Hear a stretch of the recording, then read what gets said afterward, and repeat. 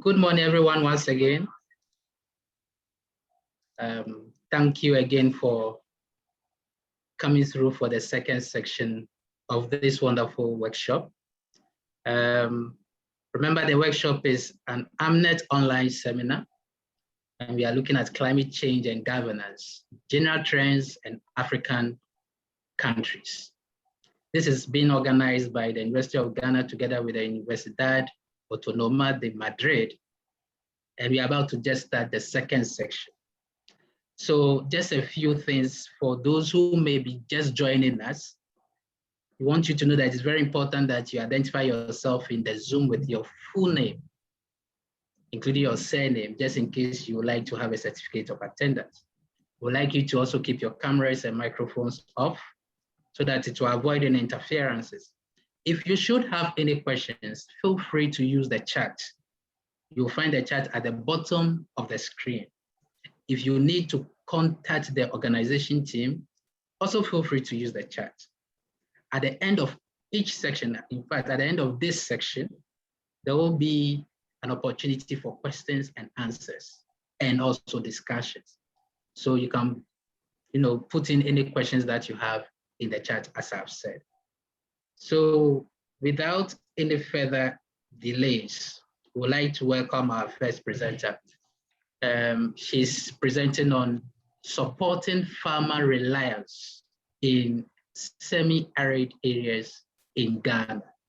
And we would like to, this is going to be presented by Dr. Adelina MEMSAH from the Institute of Environment and Sanitation Studies, the University of Ghana. So Dr. Adelina, you may have the floor now. Thank you very much. Thank you very much. And it's a pleasure to be part of the discussions today. Good morning from Accra and good afternoon and I guess and good evening to those depending on which countries are being represented here today. So I'm from the Institute for Environment and Sanitation Studies. Just a little bit about myself.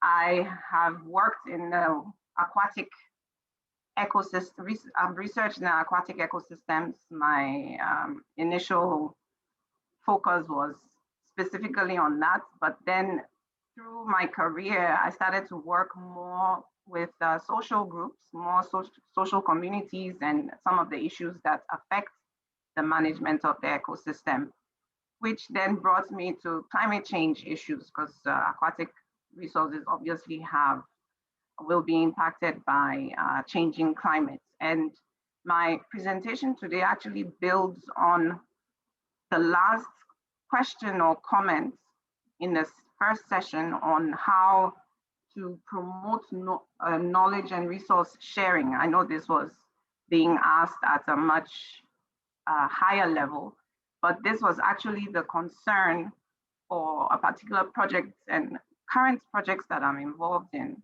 as to how we can generate, or the knowledge that we've generated, how can we produce information that is relevant for those who we are studying. So a lot of this is going to look at the research that we carried out, very general in terms of what the focus areas were, but then the approaches that we use to actually try to support resilience of farmers. The focus is in semi-arid areas, especially because, okay, my screen is frozen, okay. In semi-arid areas, especially again because of their specific vulnerabilities.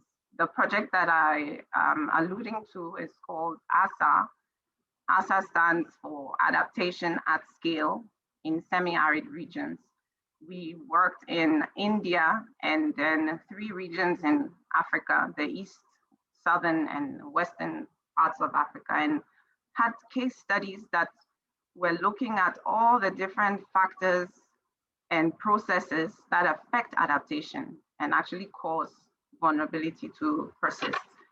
So my presentation will give a brief overview of the project and then highlight on about 5 different approaches that we use for sharing knowledge to different groups of stakeholders and as well as towards making impact on their adaptation processes. And then I'll end with where the project ended. It's actually a 5-year project that ended in 2018, although other sub-projects have come out of this, building on what we found. So as I mentioned, there were a number of countries that were involved. Ghana was one of the 2 West African countries. The other country was Mali.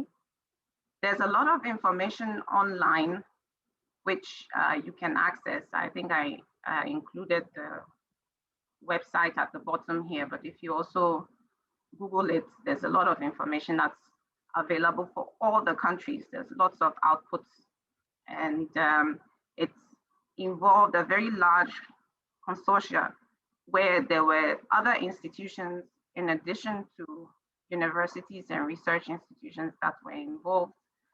We also had support from institutions such as Oxfam, RIOS. These are people who are NGOs who implement actions on the ground, because as researchers, our approach and our understanding of research and how it translates into action on the ground may probably not be well informed as academics. So in Ghana, we focused in the Lara and Nandon districts found in the upper western region, where which obviously is semi-arid. It has 7 months of dry season, so few months of rainfall. And obviously this would impact on the communities that are there, that are mainly farmers, but these are subsistence farmers, smallholder farmers, and who grow their own food. So understanding how climate will affect food production, will affect food security, and understanding how they respond currently will also give us some idea about where there's need for additional capacity to adapt effectively. Most of them tend to migrate to the southern parts during the dry seasons, but that also leads to new vulnerabilities, especially for those who are left behind, those who cannot migrate. So the key focus for our part of the project was to understand how people were adapting, not only to climatic changes, but also the non-climatic stressors. Typically, these are highly have high percentages of poor people, and knowing that over time with population increase, there will be more pressure on land. So we're understanding that agriculture will move towards intensification instead of extensification as is being done now. And there were specific areas that we were interested in, looking at water, of course, land tenure issues, farm production and marketing strategies. All these were assessed during the project. But what I would like to highlight is that although this was a research project, as I indicated earlier on, there was also a research for impact component, meaning that we were also interested in how we could transform the information or the outputs that we got from research into on-the-ground action that would lead or influence some kind of, would lead to some kind of impact at the end of the day. So it was a progressive process where we started off doing diagnostic studies. So in Ghana and in Mali, there were a number of engagements, not only at the local level, at the case study sites for each of the countries, but we also spoke with various stakeholders at the national level in order to identify what the key barriers and what the key enablers were when we talk about climate change adaptation, especially for the northern parts of the country. And key that came out of this was issues of development. Obviously, there were issues of governance, and there was also issues of gender disparities, and how this affected the household structure, how it affected decision-making, etc. After that, which was a scoping exercise, which was based on not only on the engagement with stakeholders, but was also extensive literature review on what has been published in peer-reviewed journals. Not only that, but also gray literature, because there are quite a number of reports that are available by NGOs, for example, who work in these two districts. So based on the information that we got from the diagnostic studies, we carried out what we call the transformative scenario planning exercise. And this was a series of workshops with the same individuals where fundamentally we were asking them to predict how the future would look in 30 years, considering specific factors that had been identified from the RDS or the diagnostic study, and also from what their own experiences were. So some of the things that came up, I'll go to the next, where the 6 actual key elements that came up in this discussion were on disaster risk, was on food and livelihood empowerment, market systems, ecosystem management, water management, and people wanting to understand what our Vision 2035 entailed. How were we supposed to achieve that? So with these workshops, we then introduced, we then introduced these areas to our students. So over the 5 years that the project ran, we had MPhil students and PhD students who looked at those key issues that were identified. So each student, again, would go into the field having a sense of what the problems were, and then have a discussion with some of the community members in order to understand what the key problems were, and then build their thesis questions around this, such that at the end, the outputs that were, the findings or the results of their work could actually be disseminated back to the community members, back to those who would find that information relevant. So this was more of a relevant-based research approach. And I think this also enabled the students to understand the impact that their work would have in real life, in the community, knowing how people's ability to take decisions would be influenced by what they found out.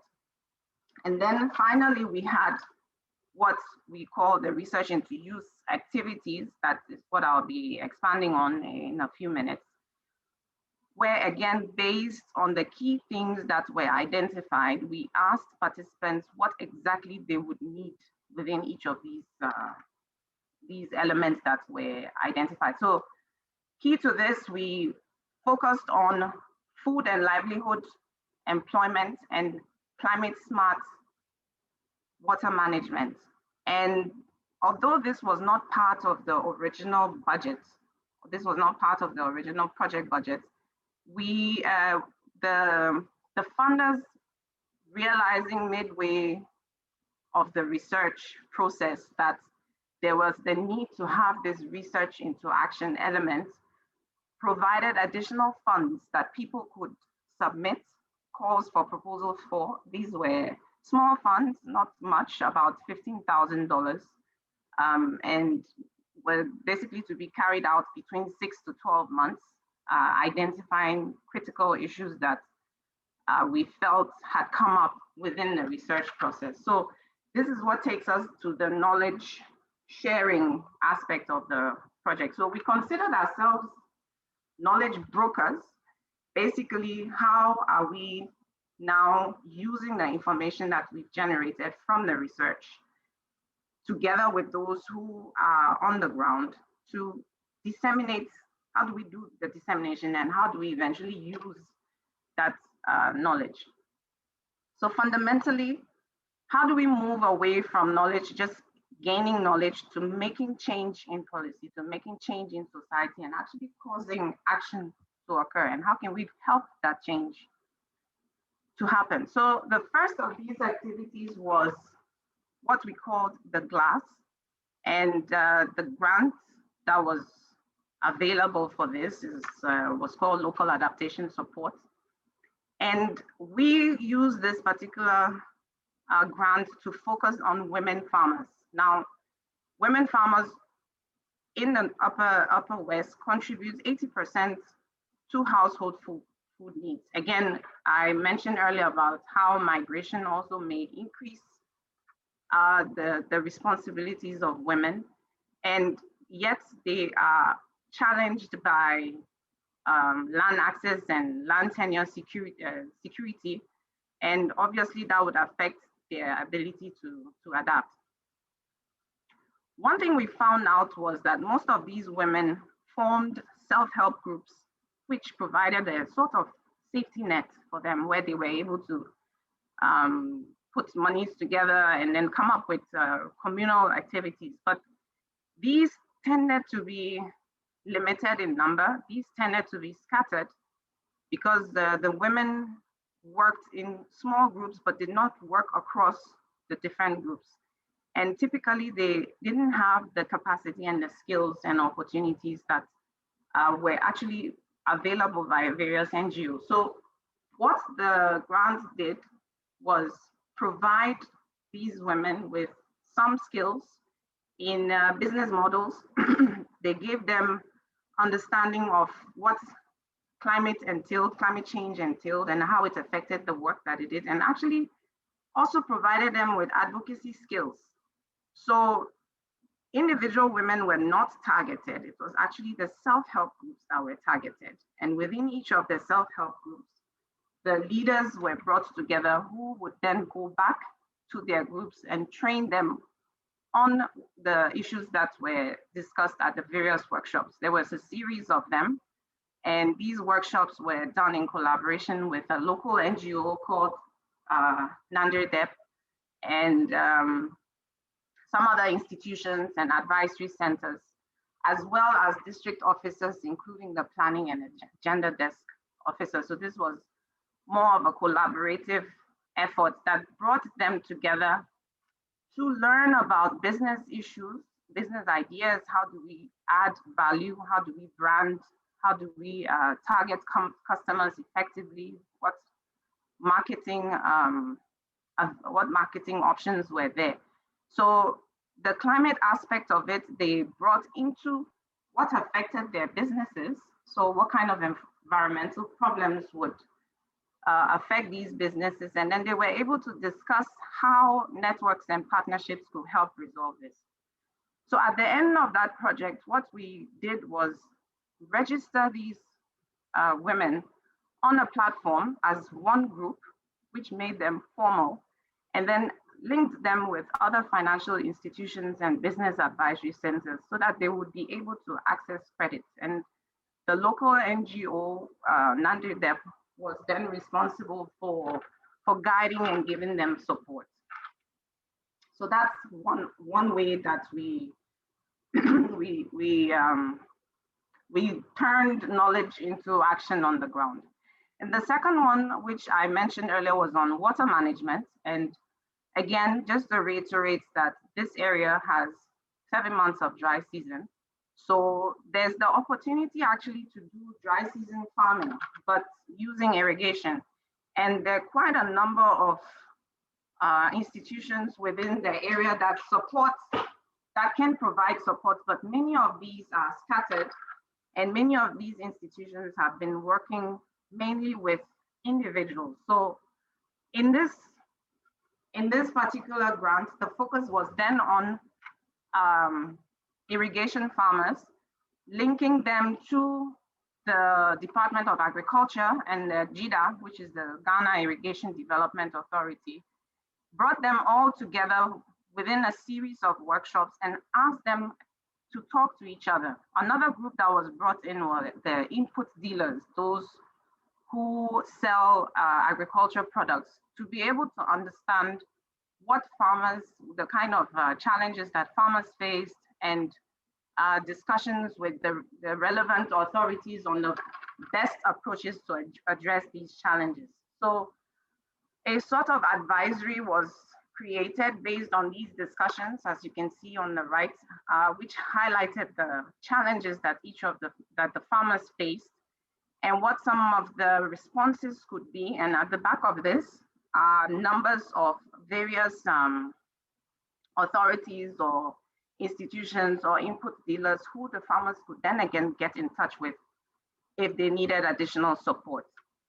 One output from this again was a platform, as we did for the women, where the farmers were actually registered into water user associations, and this is supported legally. It's supported by a legislative instrument. And these associations actually are being set up to operate, maintain, and manage irrigation infrastructure and ensure that there's efficient distribution to members. And typically this has been implemented mainly in Southern Ghana, but then this was a step towards bringing all these farmers together on the same platform.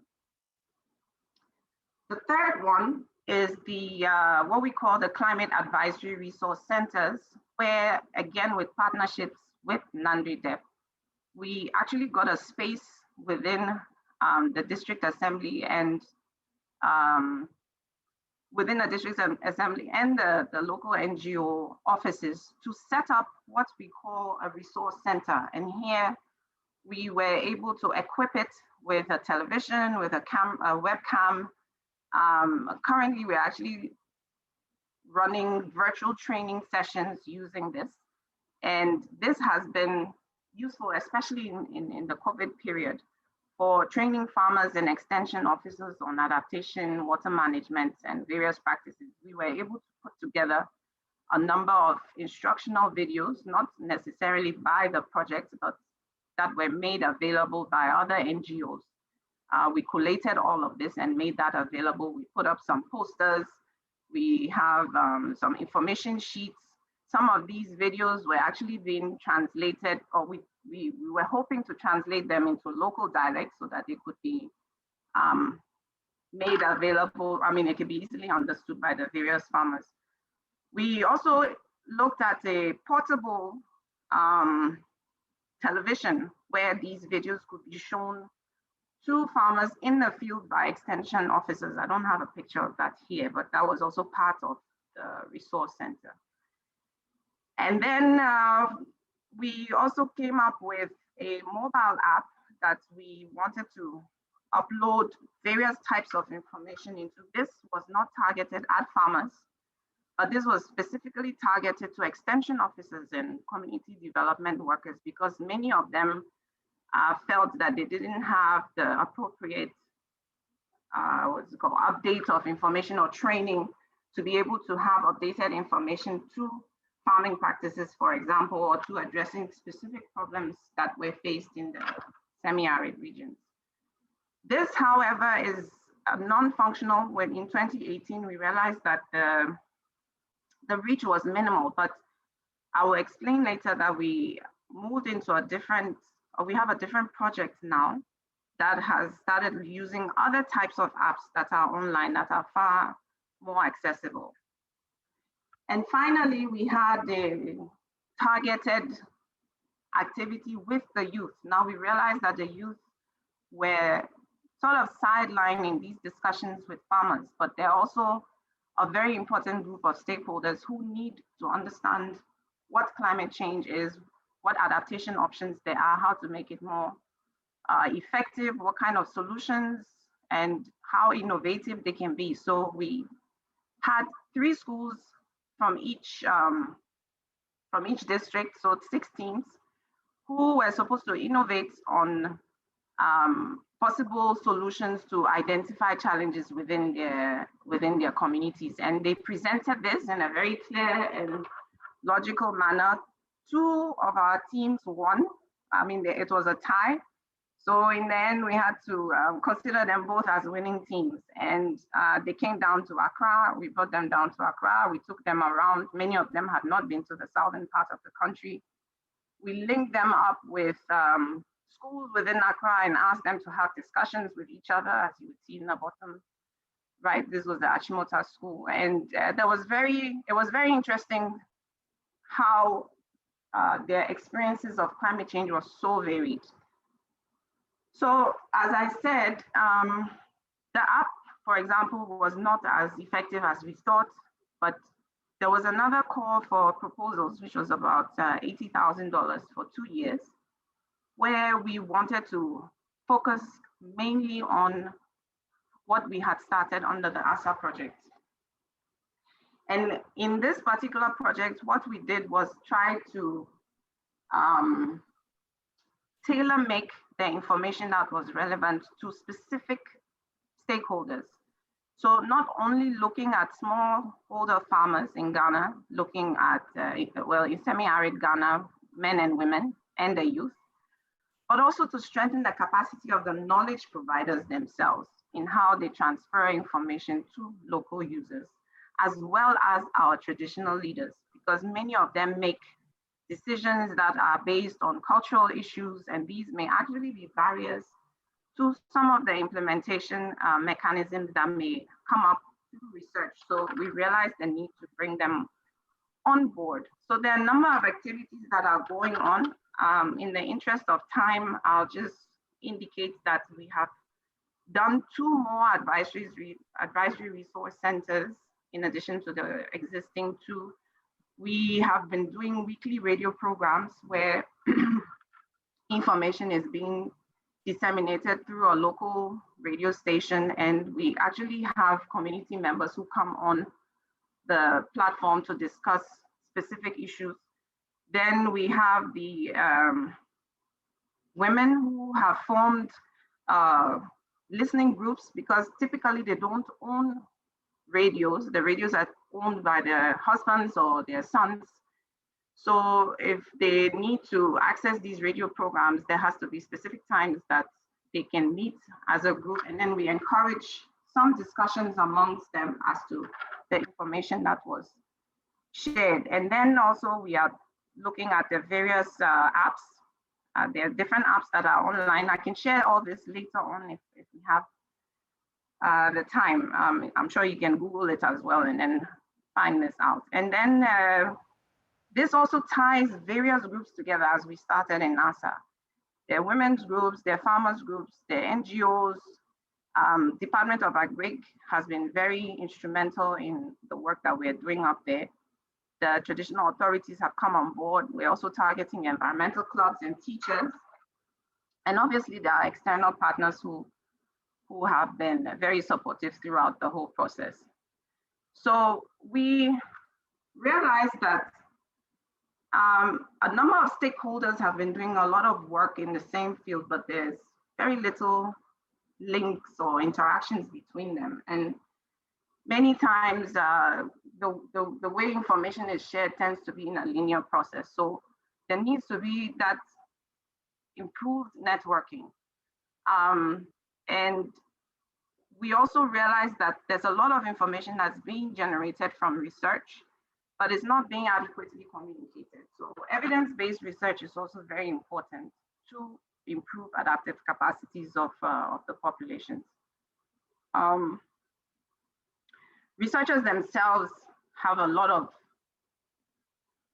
importance in how they communicate the work that or the information that they produce from their work. So they should be able to have the capacity to share this. I think I mentioned all these already, so I'd like to end on the fact that there are quite a number of links available, blogs that are available online, as I said, to give you a bit more information on each of these and more. And thank you very much for your attention. Thank you very much, Dr. Adelina MEMSAH. That was quite a very insightful research, very in-depth, very informative. Thank you so much. So please, if you have any questions for Dr. Adelina, kindly, go to the chat and put them there. at the end of the section, we'll try to find answers to them. Thank you very much, Doctor. Thank you. We'll move on to our next presentation.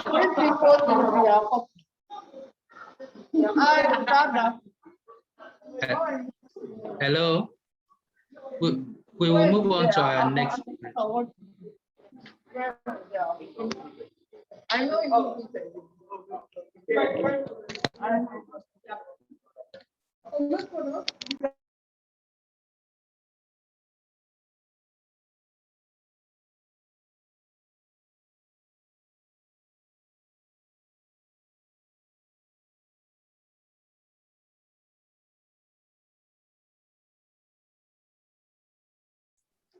Okay, sorry. So our next presentation is by Dr. Dan NUKPEZAH. He's presenting on reducing deforestation and emissions from fuelwood use with improved cook stoves in selected communities in Oti and Volta regions of Ghana. Okay, Doc, so you can proceed. Thank you.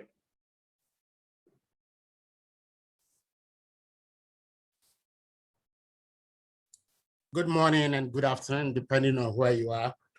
As I've been introduced, my name is Dan NUKPEZAH, and I was assisted by Pearl Awudo in this presentation. The title is Reducing Deforestation and Emission from Fuelwood Use with Improved Cook Stoves in Selected Communities in Oti and Volta regions of Ghana.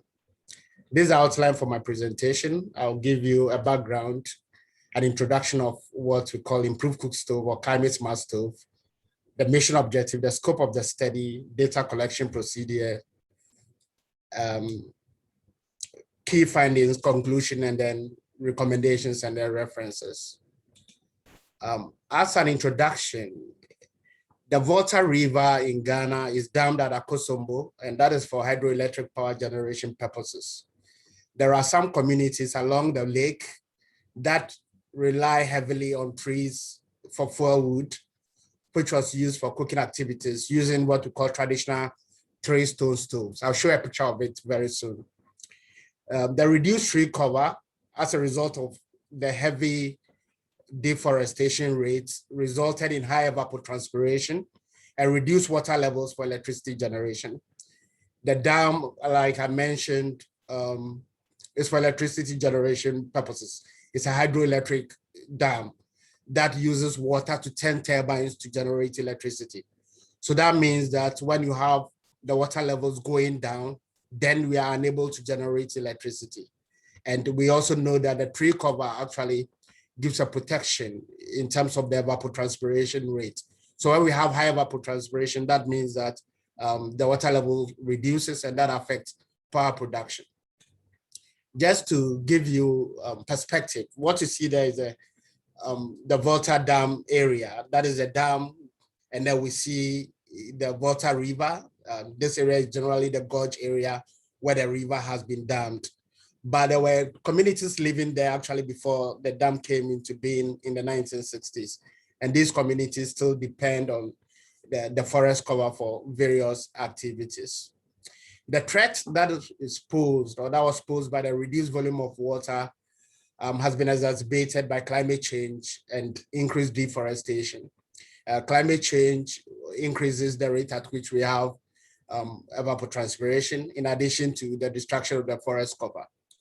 With this background, VRA, which is the authority in charge of the Volta River and then the hydroelectric power generation plants, did a study, and then they looked at changes in the land cover around the dam. And in the diagram that you see on the screen, you will notice that the very green areas are vegetated areas. And this is a land cover map in 1975. So if you look at 1975, for example, you see that the area is densely covered with vegetation. Same cannot be said about the year 2007, for example. When you see the reddish brown area, that is bare land, and that is telling us that we are having land use change, meaning that, you know, instead of having vegetated areas, the place has been degraded for either farmlands or for housing or other purposes. This was alarming because it was affecting the level of water. And as a result, the Volta River Authority decided to revegetate some of the area. So the map here is showing you some of the reforested areas. And the idea for doing this was, one, to reduce greenhouse gas emission in terms of the net, forested area. And the other reason for doing this was to increase the carbon stock and also reduce evapotranspiration.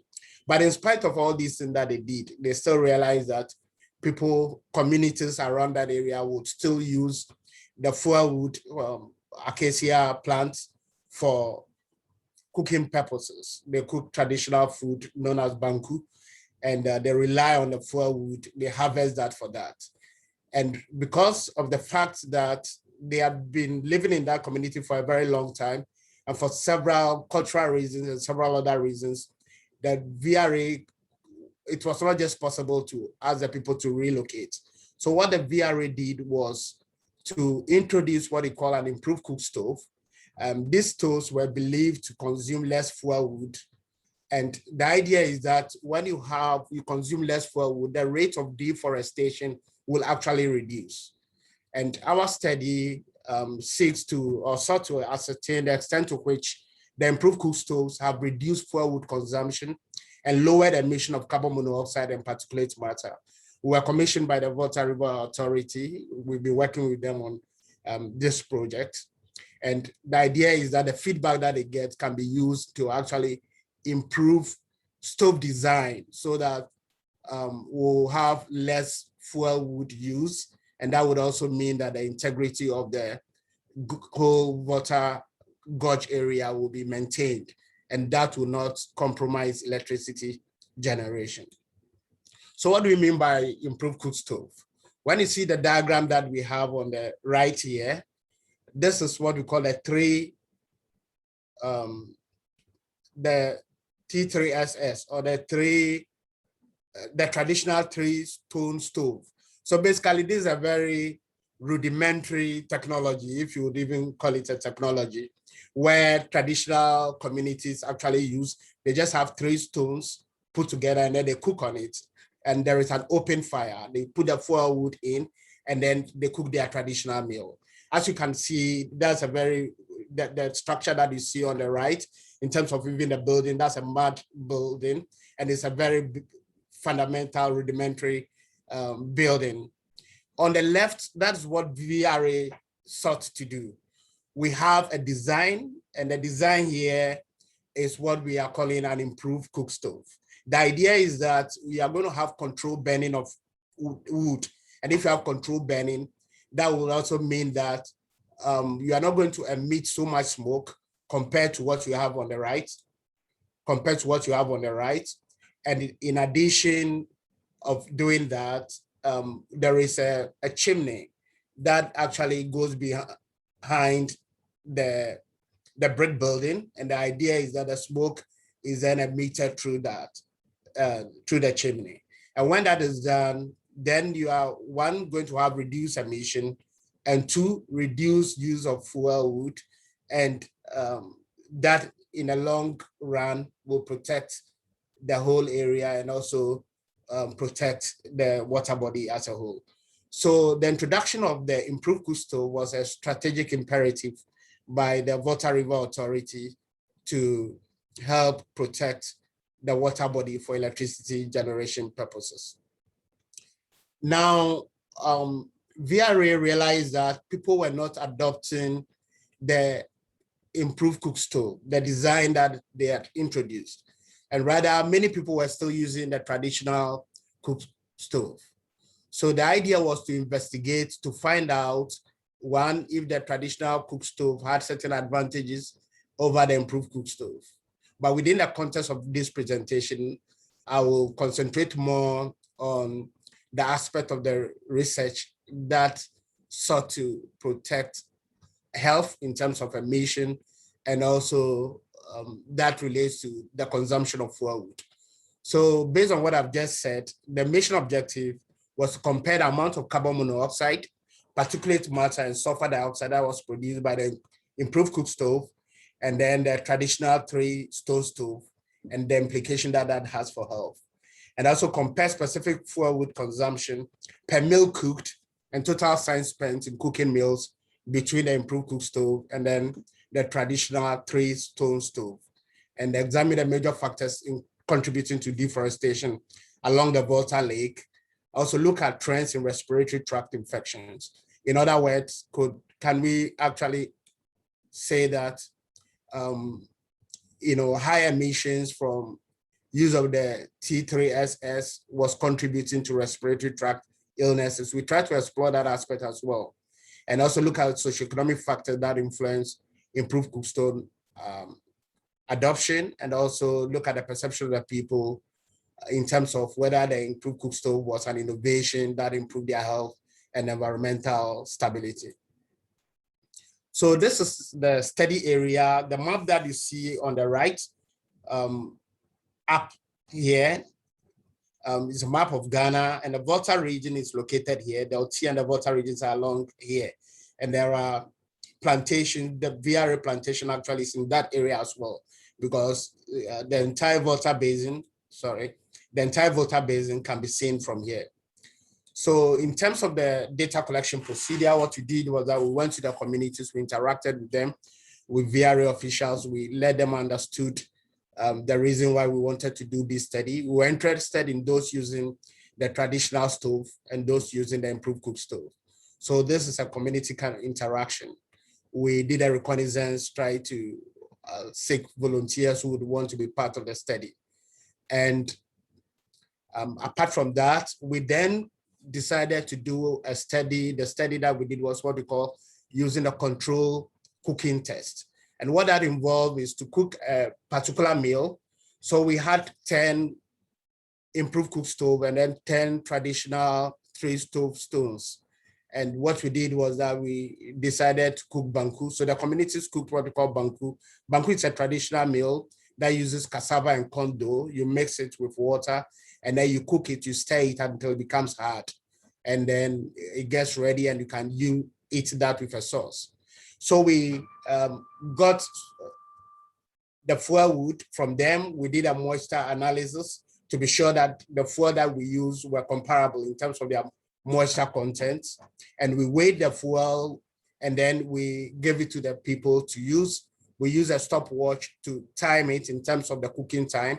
And we also use a device that measures carbon monoxide, particulate matter, and sulfur dioxide. And that is what you can see on the right corner here. We placed that on the table about 1 meter away from the cooking pot. And then we monitored the emission coming from cooking. And the device is said that it automatically logs the data, and then you can then transfer the data using a software onto a laptop for analysis. So that is what we did in terms of our data collection procedure. And this is a summary of our key findings based on this study. So one, in terms of comparison of carbon monoxide, particulate matter, and sulfur dioxide that is produced or that was produced by the improved cook stove and then traditional stove, this is what we got. You'll notice here that one, in terms of carbon monoxide, the traditional stove emitted more carbon monoxide when you compare that with the improved cook stove, and it was significant. The difference was significant. In terms of carbon sulfur dioxide, the difference was not significant. In terms of particulate matter, 2.5, the difference was also significant. So from here, we can actually say that the improved cook stove emitted less carbon monoxide and less particulate matter, which was good for the population. A chi-square analysis showed that there was no likelihood of having health issues when using the improved cook stove, while we had about 87% likelihood of having health issues when using the T3SS or the traditional 3-stone stove. Okay, here is data that we got from the District Health Directorate, known as the German District Health Directorate. When you look at the data, you will notice that a lot of the respiratory tract infections reported at the hospital, 58.62% came from females, and then 41.38% from males, and the difference was significant. Actually, when you look at the trend, you realize that there are more females and children who reported respiratory tract illnesses. It is instructive to note that the traditional meal that was cooked, or that is being cooked in the study area, is done and was done and is still done by females. So it is possible that they get more exposed to the use of smoke. They get more exposed to smoke, and that affects them in the course of cooking the meals. Now, we also compared the specific fuelwood consumption per meal cooked between the climate smart water or the improved cook stove and then the traditional tree stove. And here, the comparison of fuelwood consumption between the ICS and TTSS indicated that the traditional stove consumed more, actually, fuelwood than the improved cook stove, but the difference was not significant statistically. So here, what it means here is that the improved cook stove actually burns the fuel more efficiently, although the difference is not statistically significant. And we believe that, probably we didn't get that statistical significance because the study only looked at 10 stoves. So probably if we had increased the sampling size, that probably would might result in a different result. But the second point here is that when you look at it, the improved cook stove saves 0.05 kilogram of fuelwood in the preparation of 2.604 kilogram of banku. When you do the calculation, that amounts to 54.75 kilogram fuelwood per household per year. That is because this is per cooking. The 0.05 kilogram is per cooking. And if you would assume that people cook 3 times in a day, and then you multiply that 3 times by 365 days in a year, for each household, they will save 54.75 kilograms. So although the difference is not significant, when you look at it in terms of household fuel conservation, and you multiply it by the number of people, that might be significant. And it will actually be more useful in terms of conserving the forest fuel resources if a lot more people would adopt the ICS. So we can say for a fact that though the fuelwood saving of ICS was not statistically significant, a high adoption and usage of ICS might actually reduce fuel consumption if ICS were to be adopted on a large scale. The next thing that we looked at is the comparison of total time spent in cooking with the improved cook stove and then the traditional tray stove. So here, where my cursor is showing, we have the type of stove that we use. So when you look at the improved cook stove, like I mentioned earlier on, we used 10 stoves. The mean time is 37 minutes for cooking a meal, and then that for the traditional stove, 20.93. So effectively, it means that the traditional stove uses less time in cooking, but then it doesn't burn the fuel efficiently. That's because it's an open fire and it consumes more fuel. So that's the result on these for us. So that's why we can make the point that one, in terms of emissions, the improved cook stove is better because it has reduced emission. In terms of fuel use, it is better. But in terms of cooking time, the traditional stove has reduced cooking time. And there were other factors that we looked at in the study. We were interested in the factors that influences adoption and use of improved cook stove. And on the left, you see other uses for traditional tree stone stoves. We were particularly interested that although the VRA tried to even help the communities initially, they made the stoves free, but many people were not adopting it. What were the reasons? Once we understood the reasons, that would provide useful feedback to actually improve maybe the design and then the adoption of the improved cook stove. And when you look here, Some of them say light in the night. That is because the area is generally poor and many of the people did not have electricity.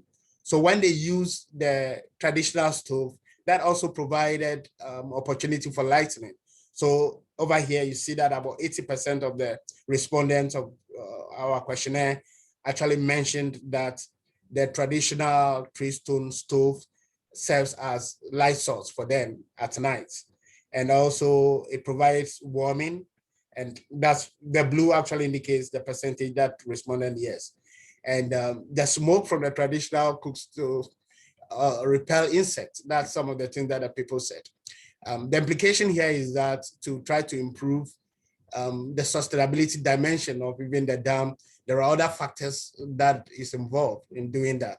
And those factors will mean having an integrated approach to deal with the poverty, the nagging poverty issues in the area, because people still prefer to use the traditional stove to repel insects and then to warm and provide light at night. So there has to be an integrated approach to deal with the problem.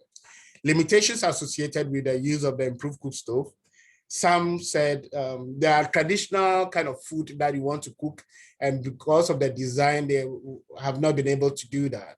And some also mentioned where to get an appropriate clay to mold it, or some of the clays that were used in the design were not very good, and there were issues relating to maintenance.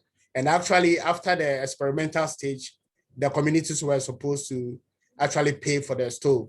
And one person commented that I cannot pay anything more than 30 cedis, although the average cost could be up to about 400, 500 cedis. And the person is saying that, I mean, that was too much. So that meant that, yes, poverty, the cost of it is integral in understanding the reasons why people don't adopt that. Now, this is a reaction from a focus group discussion. Someone said that VRA did not tell us they were coming to build stores for us. The clay must be kneaded and left for a minimum of 3 days to increase its malleability. We suffered with the stores because they cracked and we had to reconstruct it. So the stove, cracking and then they having to reconstruct it were also factors why they preferred to use the traditional stoves, because you needed to have a clay of a particular texture. And another person said the education and monitoring should be frequent and should be done by women. And there were other comments relating to the clay. Some of the communities said the clay was not malleable enough. And that was the reason, and it cracked so easily. And that was the reason why they still preferred using the traditional three-stone stove. Okay, so this is showing you some of the abandoned stoves. So you can see the crack here. This is connected to the outside, supposed to be a chimney for the communities. So the reasons given were very real to the people in terms of why some of the stoves have been abandoned. We're also interested to know some of the reasons why people prefer T3SS, and that's what you see. Some said the traditional stove was cheap, it was convenient, it was easy to repair. And yeah, okay, let me move on to the next slide. We asked a question whether people thought that the ICS was an innovation, and whether that helped to improve their health, and these were the results that we see here. So the users of ICS generally perceived the ICS as an innovation that improves good health, protects the environment, and most, about 74% of the T3SS users in the study areas perceived the ICS as foreign in the sense that traditionally that's not what they've used. That meant that a lot more education will have to go into it to let them understand the fact that the ICS was for their own health and also to improve the efficiency of the fuel use and protect the electricity infrastructure for the whole country. Okay, here, this study of people's views on the major causes of deforestation, and some mentioned firewood gathering and charcoal were some of the things that people mentioned. And here you see people's views on some of the reasons we see bushfire, charcoal, firewood, and all that are some of the things that were mentioned. I would like to make a concluding statement here that based on the study, the improved cook stove significantly reduced carbon monoxide and particulate matter in the Oti and Volta regions. Sojama is mentioned here. It's a mistake, but actually that is part of the fact that the study went beyond Oti and Volta and looked at the Sojama. I didn't share the Sojama in this particular study, but this has been reflected in the conclusion. My error. Forest degradation is also evident along the Volta Lake by observation and then by interaction with the people. Respiratory tract infection was prevalent among members of the riparian communities, and that particularly affected more women and children. There were sociocultural factors such as age, cost, that limited the use of ICS, and varied users of T3SS mentioned some of the reasons that hindered their adoption of ICS. There were also technical flaws of the ICS, and that had to be noted in terms of in terms of improving the design. Many of the people living in that area come from the other ethnic group, and many said that they didn't understand English, and much of the education that went on, they use English in the education, and they didn't follow a lot. So in terms of that, the language used for education, infrequent monitoring of the improved cook stove and CARCS were some of the reasons for abandonment. However, there was a success in some of the communities. And here you see on the right, a community actually making use of the improved cook stove for cooking purposes. And they value the ICS by trained stove makers. They also made use of women in leadership, and they were able to innovatively adjust the stove design to suit their use. And that's part of the reason why they were successful. In terms of limitation of the study, one of it is the methodological approach. We use what we call the control cooking test. There is another method reported in the literature known as the water boiling test. We didn't make use of that in this study. However, there's an ongoing research at our institute by one PhD student looking at this approach and trying to use this to compare the two results. We made a few recommendations, and because of time, we made a recommendation. I'll just mention one or two, that there is the need to promote, to redesign, improve the design, and then they promote the commercial use of ICS for the people, and also improve education and do frequent monitoring.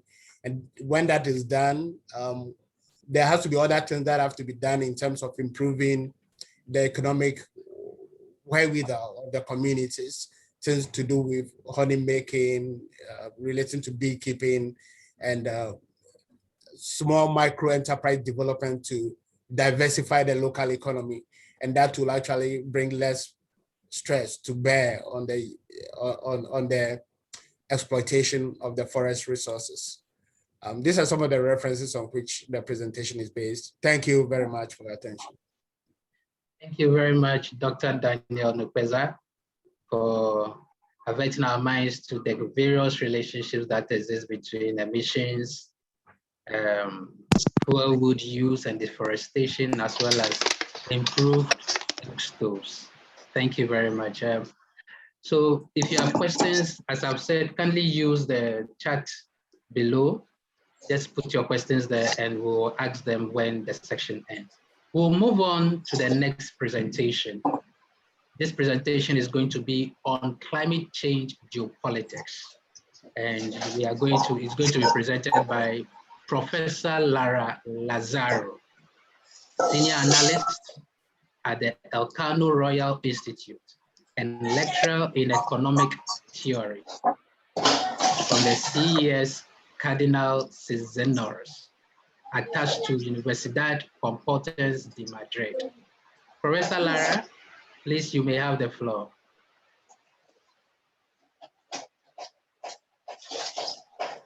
Thank you very much. It's a pleasure to be here. I'm going to share my Uh-oh.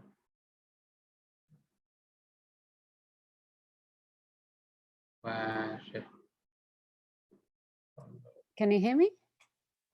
Hello? Yes, yes, please. Great, great. Thank you very much. Thank you for the kind introduction. I'm sharing my screen now, and I was hoping you could confirm that you can actually see it. Kindly share it again. It's not showing? Okay, hang on. Okay, sharing.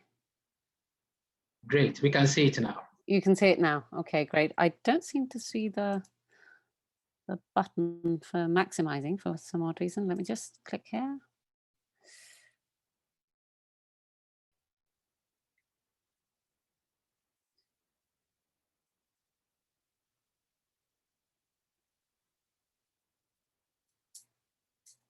Hello? Yes, I think you are fine. If you can put it in a presentation mode. Yeah, there you go. Sorry, my computer is slightly slow. That's fine. That's fine. Thank you very much. You are fine to go. There you go. It's moving, right? Yes. Okay, fantastic. Right. So it's, as I was saying, thank you very much for the kind introduction. It's a great pleasure and an honor to be here. I see some familiar faces, so hello again. It's a pity that we can't meet in person, but there we go. So today I'm going to talk to you about the geopolitics of climate action, the drivers and barriers of action, talking a little bit of the science, resource endowment, renewable energy cost versus fossil fuels, how the big players, i.e. the big emitters, are behaving as regards climate change. We're going to delve into Africa and think about the geopolitics of climate action in the COVID era. So when we think about geopolitics, we talk about interaction and rivalry between states, and we talk about the role of geographical settings in human affairs, in international politics in particular. We think about modes of knowledge and representation that shape related discourses and policy formulations. When we think about geopolitics and climate, we know that past discussions have focused on how climate has had a bearing on societies and societal qualities. When we get to the end of the 20th century, or the second half of the 20th century and the first half of the 21st century, we reflect on how humans influence climate. So this reverses the causal logic of human nature relations. And we find ourselves in the Anthropocene. So this is a geological era in which humans are the key drivers of change in the earth. You have here 12 graphs. The top 6 ones are human actions. So global population, real GDP, paper consumption. Let me just try and get my pointer. Can I get my pointer here? I can't seem to get it. Well, bear with me.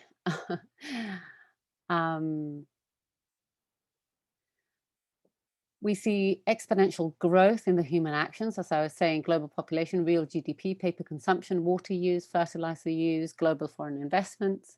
And we see similar exponential growth in Earth system responses, so atmospheric CO2 concentrations, so that is carbon dioxide concentrations, temperatures with a little significant variation in terms of northern hemisphere temperatures, but also seeing a rise, especially since 1950, exponential increases in great floods, land conversion, fisheries exploited, and species extinctions.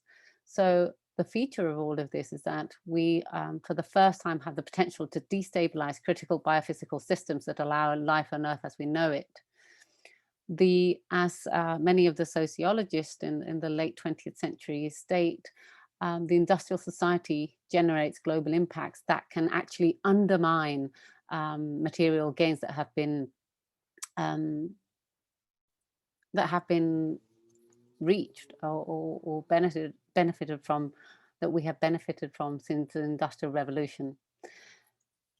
Lord Nicholas Stern talks about how current socioeconomic systems are oblivious to the fact that we can face large-scale consequences and disasters. So when we think about the geopolitics and climate change, we we think about it in the way as follows. The industrial powers in the global economy has been, and we know we have been fueled by fossil fuels, leading to anthropogenic climate change.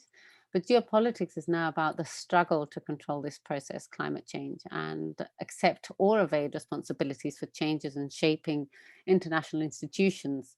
So key international institutions that are going to be dealing with climate change include, for example, the UNFCCC, the United Nations Framework Convention of Climate Change, adopted in 1992 at the Rio de Janeiro conference, the Kyoto Protocol in 1997, and the Paris Agreement later on in 2015.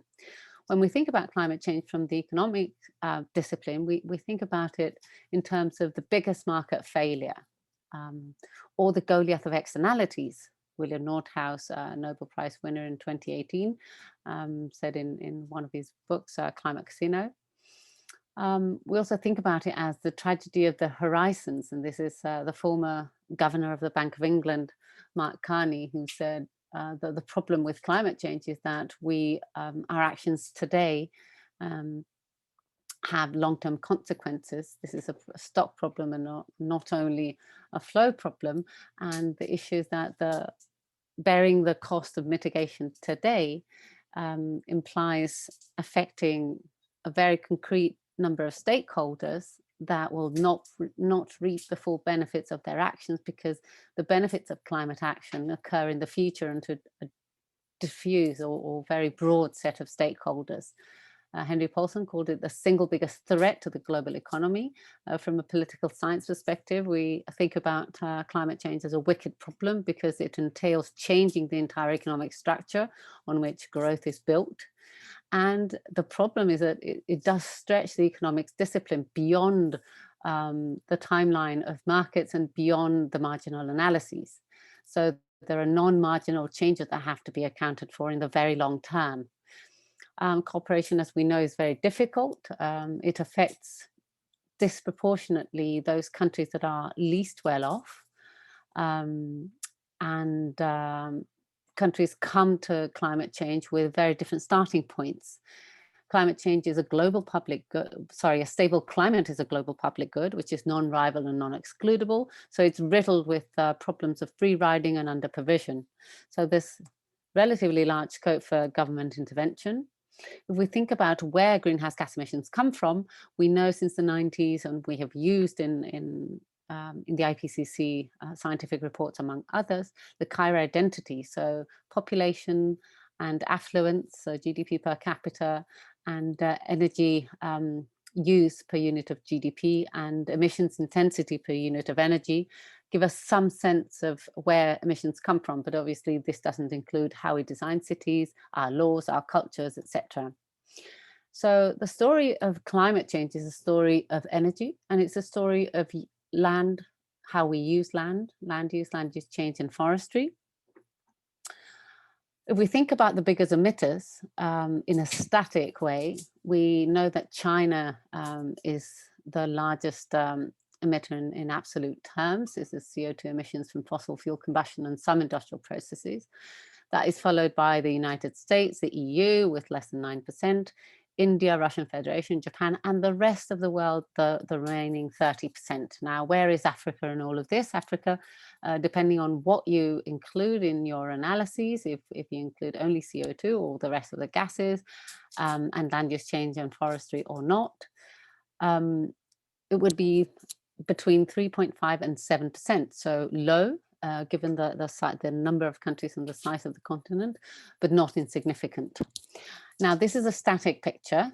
A dynamic picture would paint a slightly different picture.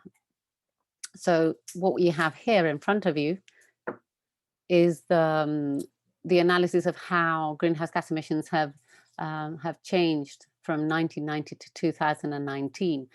We see that China overtook the EU round about the beginning of the 2000s.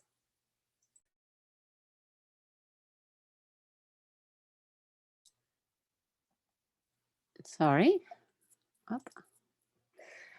In terms of the impact, you have a global map here based on the IPCC report 2014. What we see is pre-existing weather patterns are exacerbated. So basically, if we think about Europe or the Southern Europe, you see Spain there and Italy and Greece, amongst others. And you would see that the Mediterranean region, which is already lower in terms of precipitation and river flow, it would have a decrease in annual precipitation, river flow, rise in temperatures, increased demand for agriculture, water for agriculture, decrease in crop yields, which is something that we can also find in selected, in this analysis of selected effects of climate change in Africa, provided by the Africa Center for Strategic Studies. So what do we see for Africa? We see decreases in rainfall, rising ocean temperatures, weaker winds, droughts, floods, rising sea level, reductions in the ice caps, for example, in Mount Kilimanjaro, failure in or reductions in crop yields, and increases in sea level rise in parts of the Mediterranean. This has a bearing on instability in Africa and elsewhere. We know models that still have to be further developed in order to really trace the relationship, the indirect relationship between climate change and conflict and climate change and migration. But the consensus is that there are indirect effects that can ignite or exacerbate conflicts and can lead to migrations in areas where pre-existing socioeconomic conditions are dire. The key socially mediated or socially contingent outcomes of climate change in Africa are said to be potential increase in herder-farmer conflict in the Sahel-Sudanian bioclimatic zone, conflicts with as regards illegal fishing in the Gulf of Guinea due to reduced fish stocks, cyclones. We also see the reduced in capacity of absorption of carbon emissions in the Congo Basin due to the heats and droughts that are undermining tree growth, and displacements in Sudan, amongst others. So how do we go about tackling all of this? Well, what research or relatively recent research tell us is that those elements that have fueled growth since the Industrial Revolution, so all of the fossil fuels, have to be left in the ground to different percentages. So coal reserves, if we are to limit greenhouse gas emissions so that temperatures stay within or under 2 degrees of warming, which is what science tell us would help us limit the worst consequences of climate change, 88% of coal reserves, 35% of oil reserves, and 52% of natural gas reserves should be left in the ground. Now, this creates obviously winners and losers, and that is also going to shape the geopolitics of climate action around the world. In terms of oil production, these are 2019 provisional data from the International Energy Agency. We see countries such as Saudi Arabia, United Arab Emirates, Iran, Kuwait, US, Russia, and the largest producers standing to lose from these actions that are to be taken. Same story with gas, including there Algeria and Qatar. We have, in terms of coal, obviously China in pole position there in terms of production. We see South Africa as well. So this is going to alter how countries behave in international climate negotiations and at home, in terms of how they're going to position themselves as regards mitigation and adaptation goals. The good news, if we analyze what the alternatives are for this fossil fuel production, in terms of power, not for other uses, but in terms of power, the global levelized average cost of electricity from utility scale renewables, so this is from large renewables, have by and large, and in many parts of the world, an increasing number of locations, severely taking a severe drop. So what we see here for biomass, geothermal, hydro, solar photovoltaic, concentrated solar power, etc., is that the production of electricity with renewable, with much of the renewable resources that we see in this slide are on par. So they are competitive compared to producing electricity with fossil fuels. Obviously, this doesn't happen everywhere, but it is something that has to be taken into account in order to substitute in the long run fossil fuels for other type of power sources. Obviously, this again, it doesn't apply to all of the sectors. It doesn't. It's not easily implemented everywhere. We have issues with scalability and funding of deployment of solar, wind, and other renewable resources. In any case, the investment in renewable energies has been increasing, as we can see, with variations, but an increasing trend. In terms of Europe, Middle East, and Africa, we can see there the turquoise color growing more during the 2011 period, but being non-negligible more recently.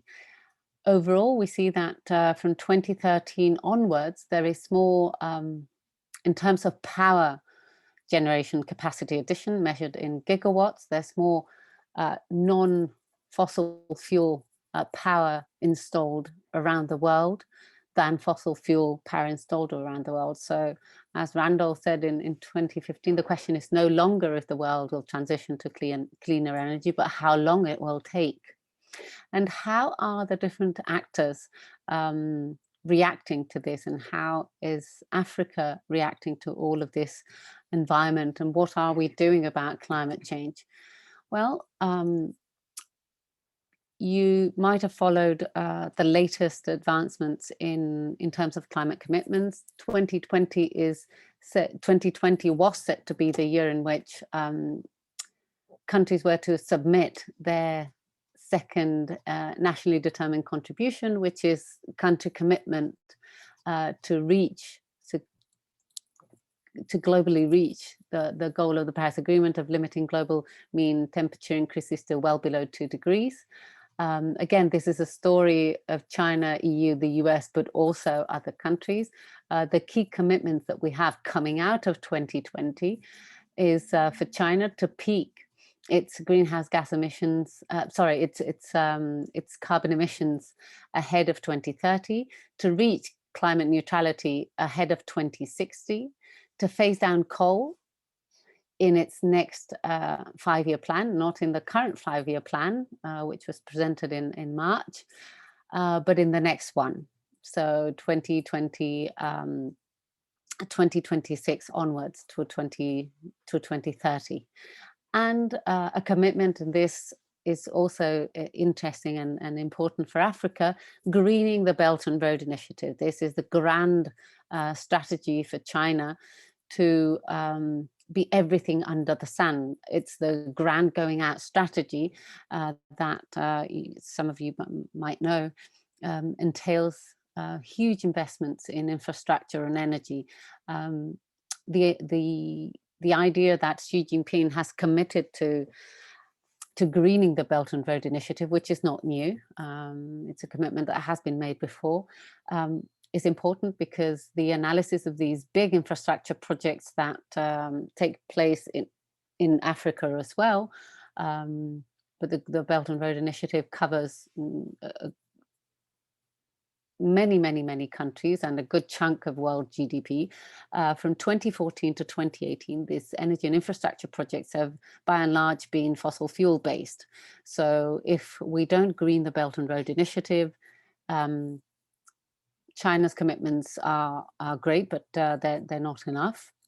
In terms of the EU, we have 2030 targets that have been increased over time. We've now committed to reduce our greenhouse gas emissions by at least 55% compared to 1990, increase our renewable energy resources to 32%, and reduce our energy consumption, so energy efficiency compared to business as usual scenarios, by 30%.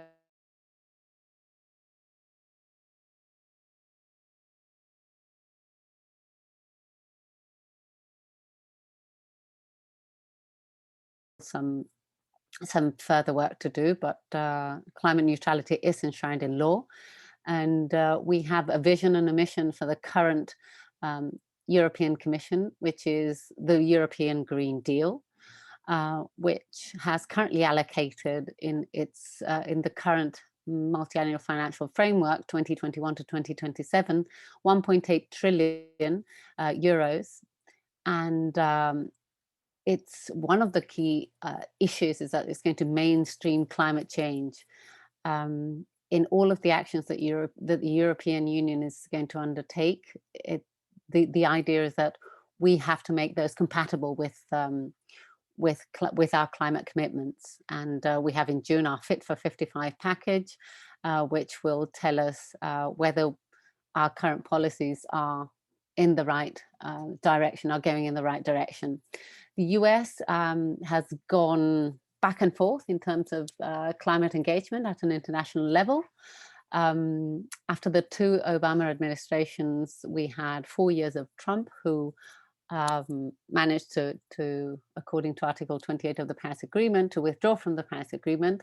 Now, last week, the Biden-Harris administration, President Joe Biden, announced that greenhouse gas emissions by the US would be reduced by 52% in 2030 compared to 2005 levels, and that 100% not of renewable power, sorry, that's my mistake, but fossil fuel free power. So that includes renewable plus nuclear.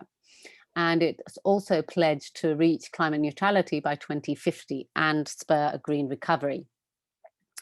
So this is, if we have questions at the end, because I know I'm conscious of the time, we can go back and talk a bit more about the European Green Deal. In terms of Africa, we know that it's the continent with the smallest contribution to climate change for the amount of population, which amounts to 17% of global population. We know about the vulnerability of the African continent, the highest exposure, relatively low adaptability, complex pre-existing socioeconomic conditions. We know that temperature has increased in the past 50 to 100 years. The future doesn't bear all too well. There have been changes in species ranges, less water availability, issues with food security, and a heated academic debate on how socially contingent outcomes are faring and the relationship to climate change. According to the African Climate Policy Center and ECA, the UN, the acronym escapes me right now, but I can look it up later, on loss and damage, depending on temperature increases in Africa, and bearing in mind that Africa is already spending about 5% of the continent's GDP in responding to climate and weather events. These are the figures. We can see here that for a 1 to a 4 degree temperature increase by 2030, GDP losses can range anywhere between 2.25 and 12.12 plus minus 7.02. So significant losses expected. In terms of emitters in Africa, this is the CAIT database, and that's migrated to Climate Watch.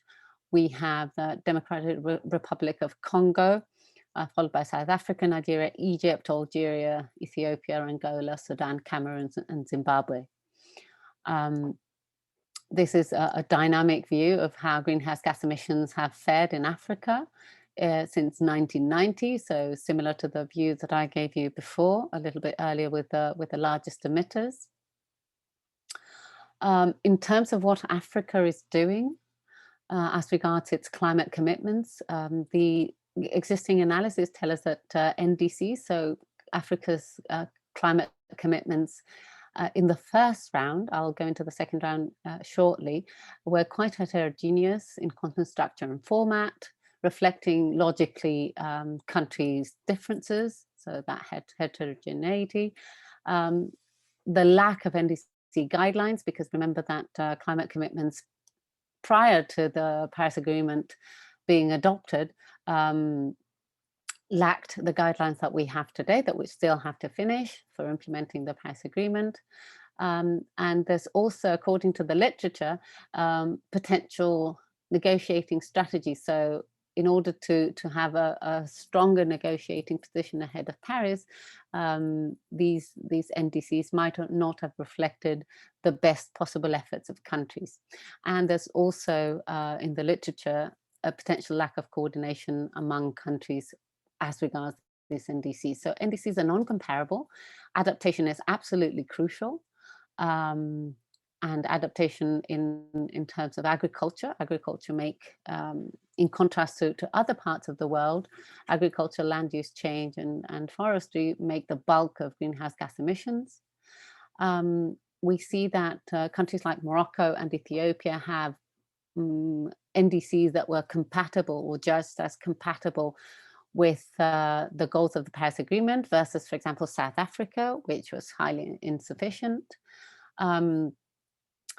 Mitigation, renewables are used in mitigation as expected, but also in adaptation, because hydropower is expected to be less in climate dire scenarios.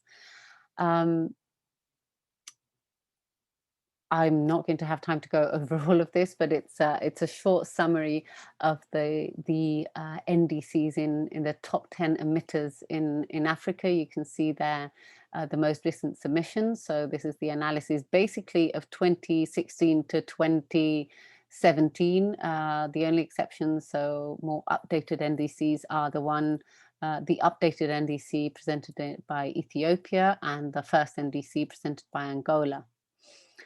In Africa, there's also non-state climate action implemented or planned by region. So non-party stakeholders have also contributed significantly to climate action. In terms of legislation, Africa has 400, because this is a bit dated, and 9 laws and policies. So 27% of the current climate legislation, both executive and so laws and plans and strategies, come from Africa. And in some countries, like in Kenya, climate change is perceived as a top global threat to the country. Now, if we think about how Africa has engaged in international climate negotiations, Africa has been engaged since the 70s, and it's been part of many negotiating groups. G77 in China, BASIC, African Group of Negotiators. Within the G77, Africa in the literature has been touted as being a follower rather than a leader, at least until 2006 in Kenya. Some of the issues that have been pointed out as being key in terms of that limited impact was initial lack of interest, personnel and trained negotiators, which started changing, and there was a turning point in COP12, where we see an increased number of submissions by the African Group of Negotiators with a common position agreed, with very powerful suggestions such as the fast start finance and long-term finance at COP15, and pushing for second commitment period, also forming part of the High Coalition ambition in part. And in moving forward, the idea would be not only, or this is at least my sort of policy-oriented suggestion, is that we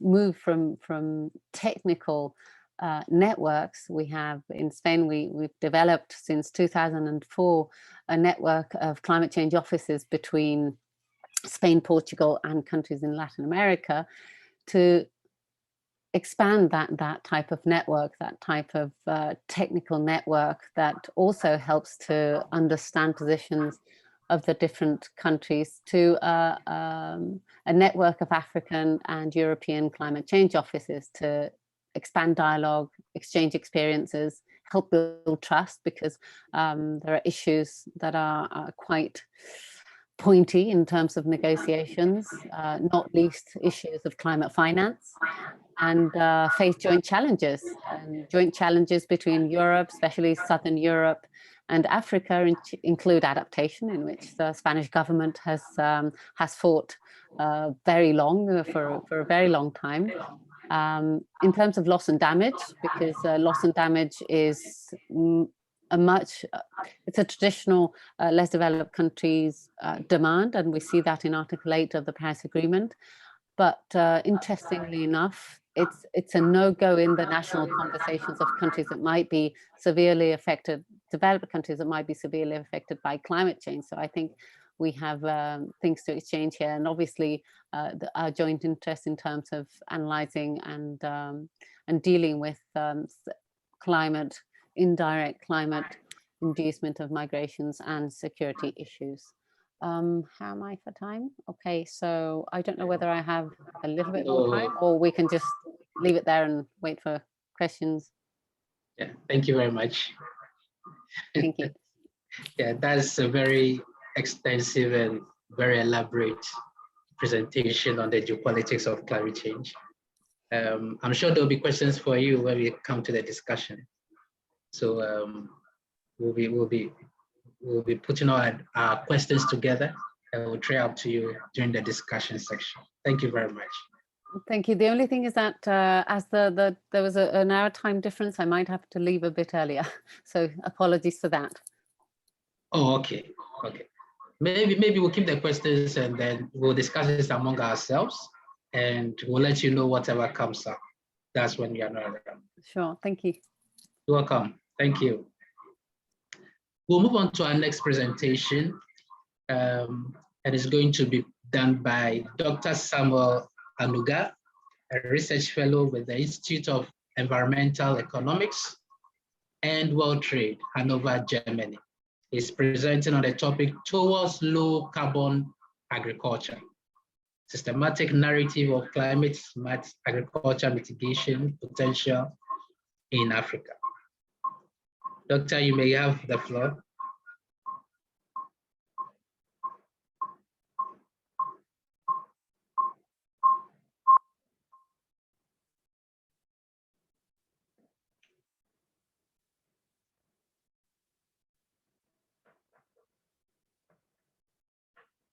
Hello? Hello? Yeah, okay. Please, you may continue.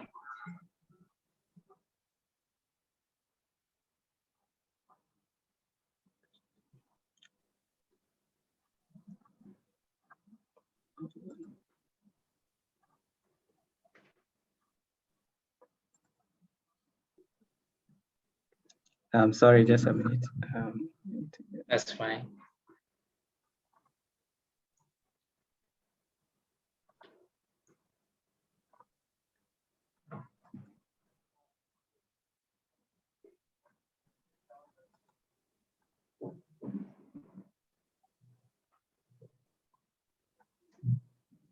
Great. Okay, thank you very much, Mr. Moderator. But first of all, I would like to say that I'm not a doctor. I put that message across to Professor, but I think the correction wasn't made. So let's just take note of that. Well noted. Okay. Yeah, so I'm Samuel. I'm a research fellow with the Alexander von Humboldt Foundation at the Institute for Environmental Economics and World Trade in Germany. So I will share with you climate smart agriculture as a low carbon tool in Africa. And the presentation is actually made up of two projects that have synchronized together. The first part of the presentation will look at low carbon development using a scientometric analysis approach, and then to give us a global perspective of what low carbon development itself is, and where research has gotten to with low carbon development, research gaps, and what needs to be done moving forward. Then the second part of the presentation would actually focus on the climate smart agriculture concept as a low carbon tool in Africa. And this aspect of the presentation, I actually worked with Dr. NUKPEZAH of the Institute for Environment and Sanitation Studies. I think he's also here. And then Professor Chris Gordon, also of IESS, Professor Inkain of School of Business, and 2 other scientists from the Consultative Group for International Agricultural Research in France and Colombia. So low carbon development trace its roots back to the Earth Summit in Rio. And after the Earth Summit, proposals were made that parties need to move beyond the ordinary to actually looking at how we can develop in a more sustainable way. And what came out of the Earth Summit actually look at how parties could reduce their emissions using voluntary contributions, as well as some of them are legally binding in terms of reducing greenhouse gas emissions. So the whole concept of low carbon development actually put us to task to look at how we as countries, as people, can actually achieve our developmental goals vis-a-vis reducing our global emissions. So in this presentation, what I'm going to do is to, first of all, we look at what are the gaps in low carbon development over the years and what has been done. And in order to be able to inform policy, we actually need to identify what is ongoing and what is already existing. And this can give us a broader perspective of what needs to be filled. And with that way, we can be able to actually achieve green development goals. So first of all, I'll try to answer these questions. How low carbon development research has advanced over the years, and what are the current research hotspots with regards to low carbon development research. So to present this global perspective, data was retrieved from Web of Science, and then using the Vox Viewer. The Vox Viewer is a free online tool that is used for scientometric analysis. So from Web of Science, I retrieved 2 decades of low carbon development research in terms of academic publications. And in conceptualizing low carbon development, the search strings that were used include low carbon development, carbon neutrality, zero carbon, low emission development strategies, low carbon pathways, and that of low carbon growth. And these search strings actually relate to the UNFCCC definition of low carbon development, which actually gives the precedent to be able to use these search strings to retrieve what is existing on low carbon development research. So using the Fox Viewer, I try to conduct an evolutionary analysis, looking at where low carbon development research comes from, which countries have the most publications in terms of low carbon development. Then I conducted citation analysis, and citation analysis help us to identify the impact of publications or of studies that have been conducted based on the number of citations. And then I also conducted keyword co-occurrence analysis, which gives us a perspective of the most important issues that have been addressed with regards to low carbon development. So from the Web of Science, 3,939 publications were extracted, and based on their titles, content, and relevance to the study, some of them were dropped, and then at the end of the day, I concluded with 2,496 publications that were included in the final data for analysis. So looking at the origin of studies, we ask ourselves in terms of low carbon development, which countries are prominent in conducting this kind of research? So if you look at this diagram, each country is represented by a node or a circle.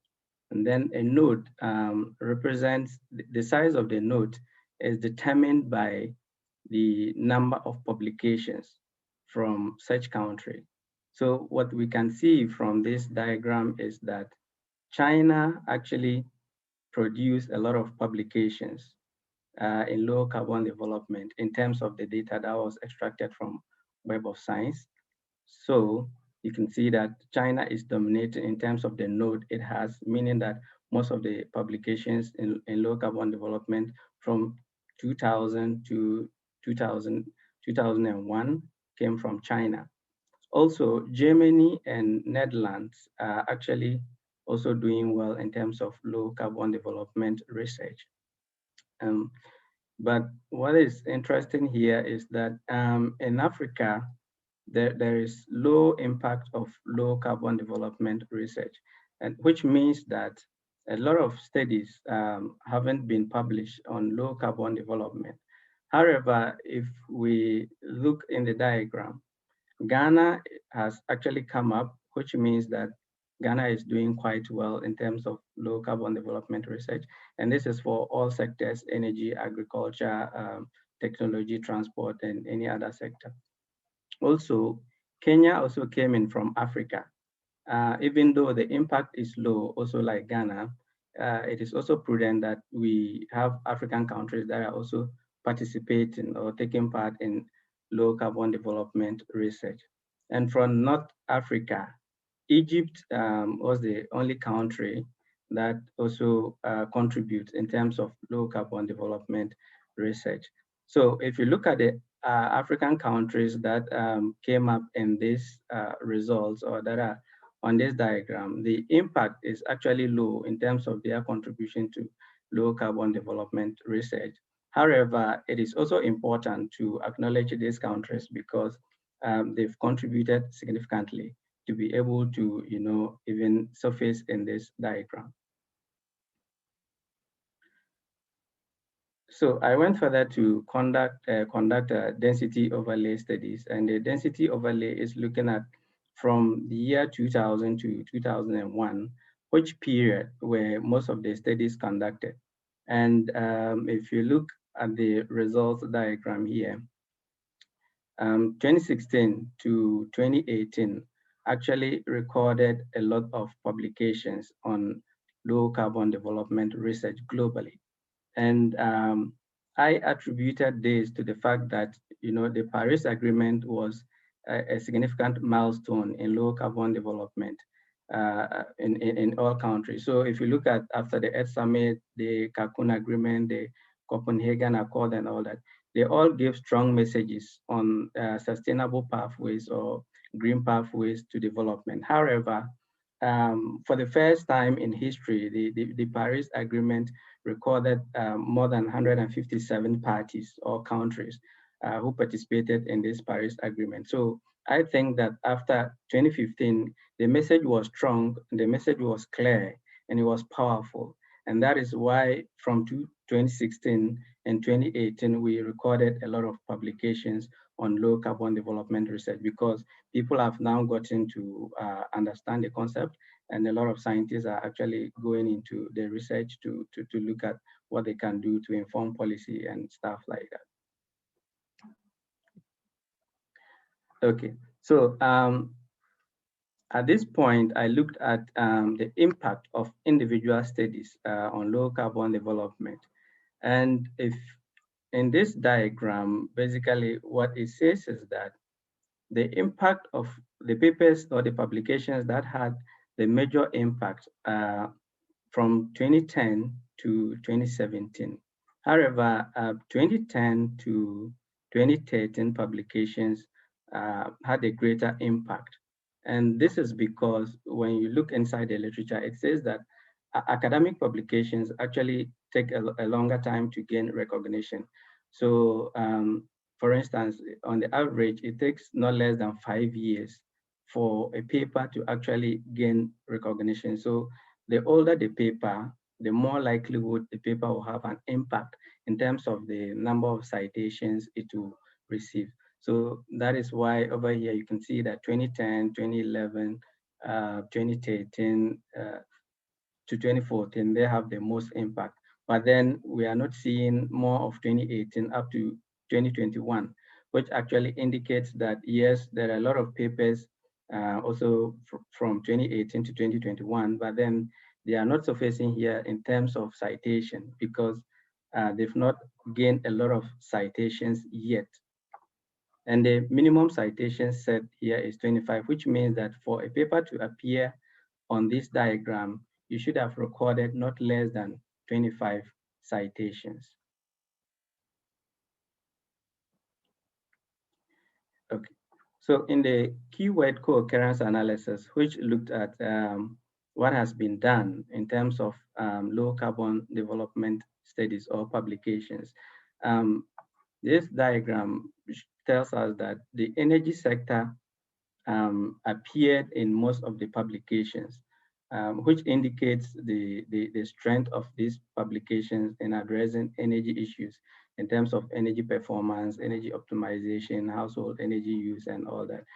And it is quite okay to actually observe this finding because globally, the climate problem is an energy problem, and it is therefore like more interesting for people to look at energy issues in terms of climate change, in terms of low carbon development, what can be done to reduce greenhouse gas emissions from the energy sector. So that is why we possibly have like the energy sector dominating in terms of the sectoral analysis that appeared in the publications. What is here is agriculture. However, agriculture had a faded attention, which means that the agriculture sector did not appear in most of the publications, indicating that there is low focus on agriculture. So this gave me the motivation to move further to look at what is happening in the agriculture sector. What are some of the low carbon development tools that are used in the agriculture sector? And then why is it that agriculture is not featuring prominently in terms of low carbon development research? So a quick scan of the literature gave me the idea that climate smart agriculture is a concept that is being promoted globally, especially in developing countries in terms of achieving food transformation or agriculture transformation goals. So when I looked at climate smart agriculture, it has 3 pillars, and that is targeting productivity, increasing incomes of farmers, and then promoting food security. Then the second pillar looks at building resilience to climate change. And then the third one, which actually looks at how emissions can be reduced wherever possible. But then this is the important aspect of climate smart agriculture that contributes to low carbon development. The other 2 pillars are actually targeting adaptation and then that of food security. So if we want to achieve low carbon development goals or zero carbon neutrality, then the third pillar of climate smart agriculture is the relevant aspect to look at. Now, I also decided to look at the agriculture aspect again in Africa, especially because the major economic sector in Africa is agriculture. So and globally, even though the climate problem is an energy problem, in Africa, the climate problem is an agriculture problem. Because if you look at the emission trends, Africa, Latin America are dominating in terms of global emissions from agriculture. So then it gives me a perspective to look at what are the low carbon development tools or how can we achieve low carbon in the agriculture sector. So climate smart agriculture gained momentum from 2010 when the Food and Agriculture Organization, FAO, and the World Bank actually came out to say that, okay, the concept of climate smart agriculture, which incorporates sustainable options could be the way forward to achieving low carbon growth in the agriculture sector. So then climate smart agriculture is compared to conventional agriculture, which in essence is touted as the business as usual scenario. And then climate smart agriculture is seen as the mitigation scenario. So what would have happened without climate smart agriculture? So if we take climate smart agriculture, greenhouse gas emission targets could be achieved from these 5 perspectives. One is soil organic carbon, agroforestry, which measures carbon stock changes, livestock enteric emissions, livestock manure management, and that of fertilization. So what scientists have discovered, and then what policymakers have indicated, is that when you take conventional agriculture on relating to soil organic carbon, it leads to erosion of soil organic carbon as compared to climate smart agriculture, which prevents soil erosion and maintains soil cover. And then it also even increases sequestration rate when it is done with trees. And then from the agroforestry perspective, with conventional agriculture, forests are cleared or degraded to pave way for new agricultural lands. But then with climate smart agriculture, it rather helps to reduce forest degradation through improved practices, and then it also gives higher productivity. And then from livestock enteric emissions, mostly conventional agriculture will use poor diet management, which leads to increases in methane emissions.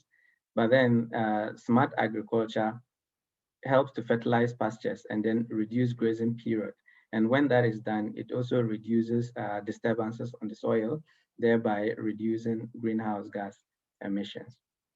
So for livestock manure management and fertilization, for conventional agriculture, a low percentage of manure is managed, and most of the times the manure is also deposited illegally in dump sites, which under anaerobic or anaerobic reactions also all lead to greenhouse gas emissions. But then for smart agriculture, we have composting and then improved manure storage, which actually leads to reduction in greenhouse gas emissions. So basically, this is just a comparison between conventional agriculture, which is what would have happened or what is happening without climate smart agriculture.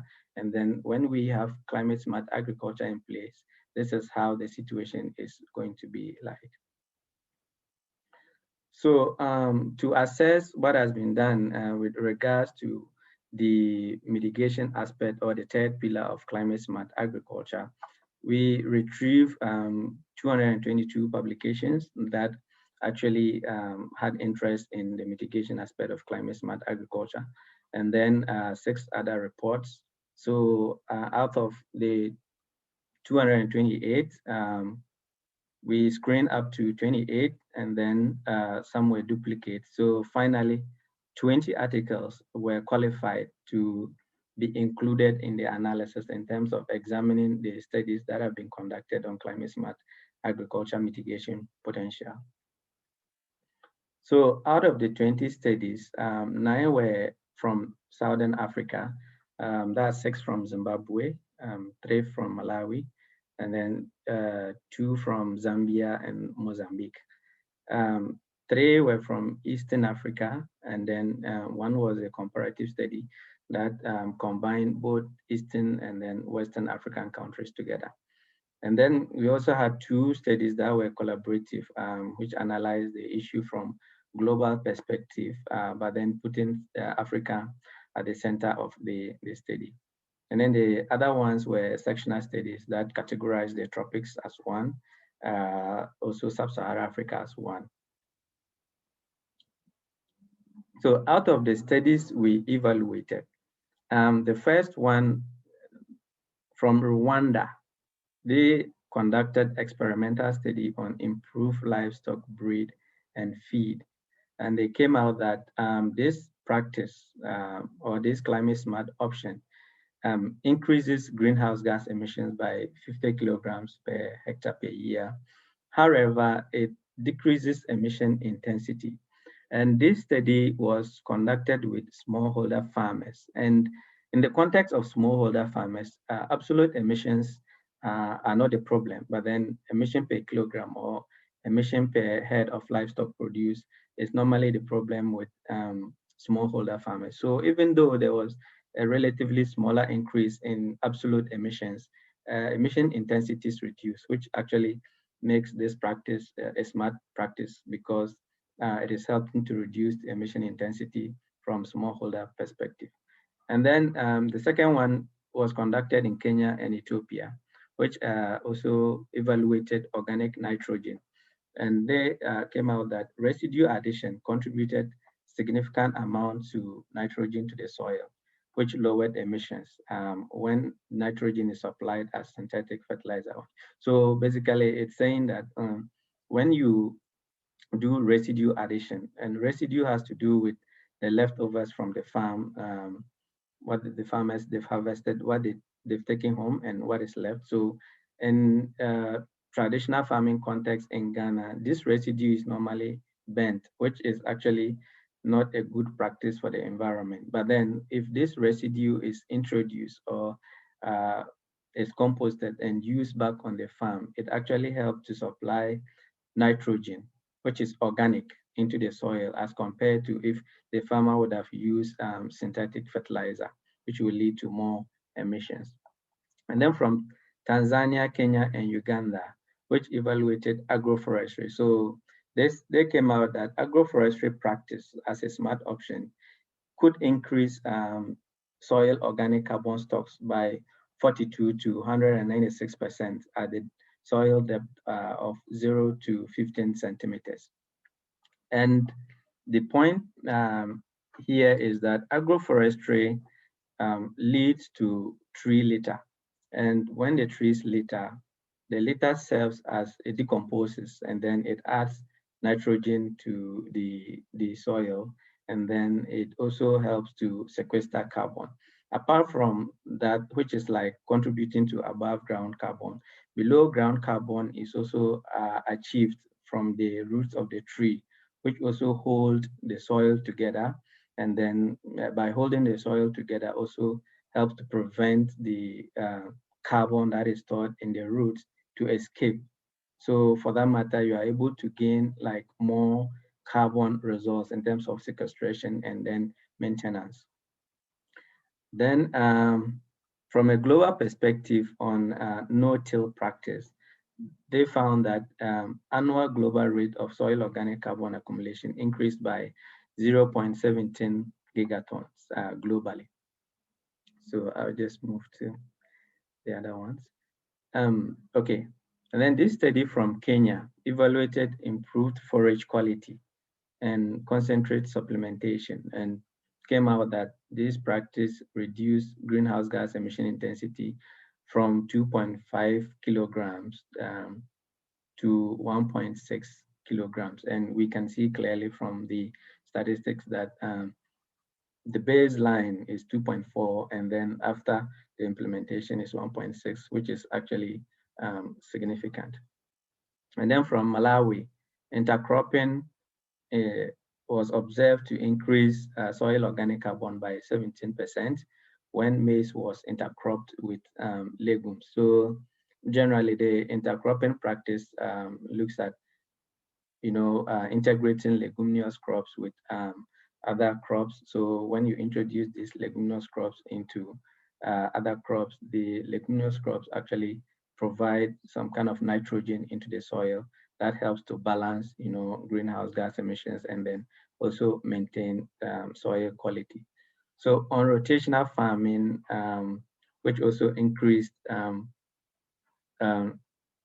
carbon in maize and soya bean rotation. So when soya bean and then maize were rotated, these actually are also leguminous crops, and they also add some kind of value in terms of nitrogen to the soil. I quickly continue.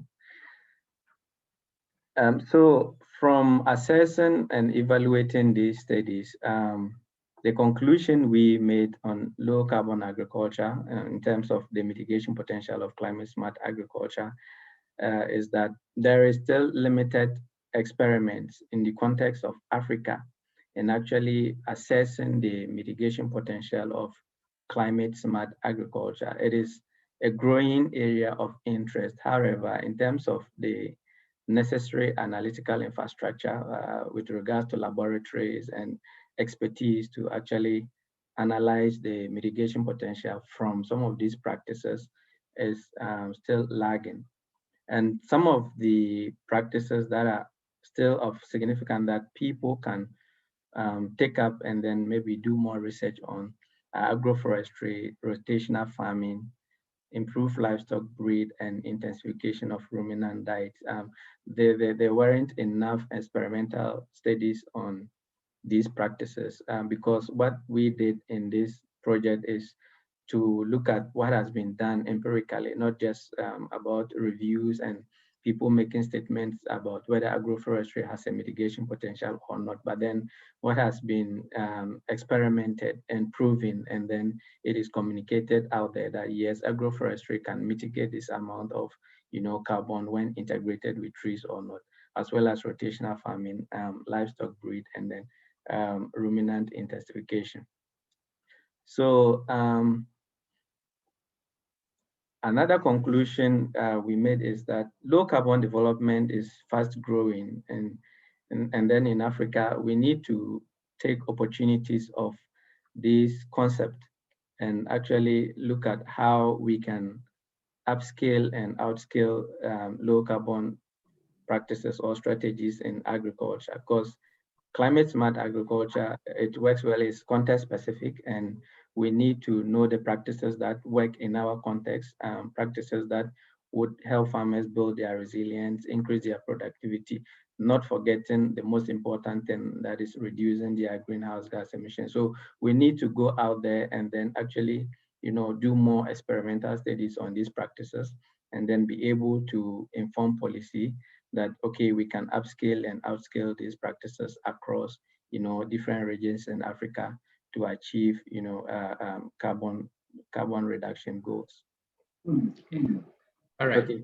So as I said earlier, this work was done with NUKPEZAH and other researchers, which is available online, and references, and so for the scientometric analysis, okay. Thank you so much. Thank you very much, Samuel. Thank you for your presentation. We are very grateful. We'd like to quickly move on to the last presentation. And that's going to be by Dr. Daniel Benefo, the Chief Program Officer at the Environmental Protection Agency of Ghana. And he's presenting on the topic, what does the transition to climate resilient, low carbon future mean to Africa? Peeping into Ghana. So Dr. Daniel Benefo, if you are there, kindly take the floor. You may proceed. Thank you very much, Mr. Facilitator. Can you hear me okay? Yes, we can hear you clear. Yes, loud and clear.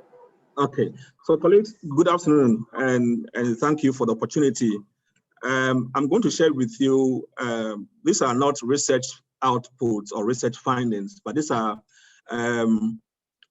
experiences that we have gathered in Ghana over almost 2 decades of our involvement in the international climate change negotiations and engagement with different countries.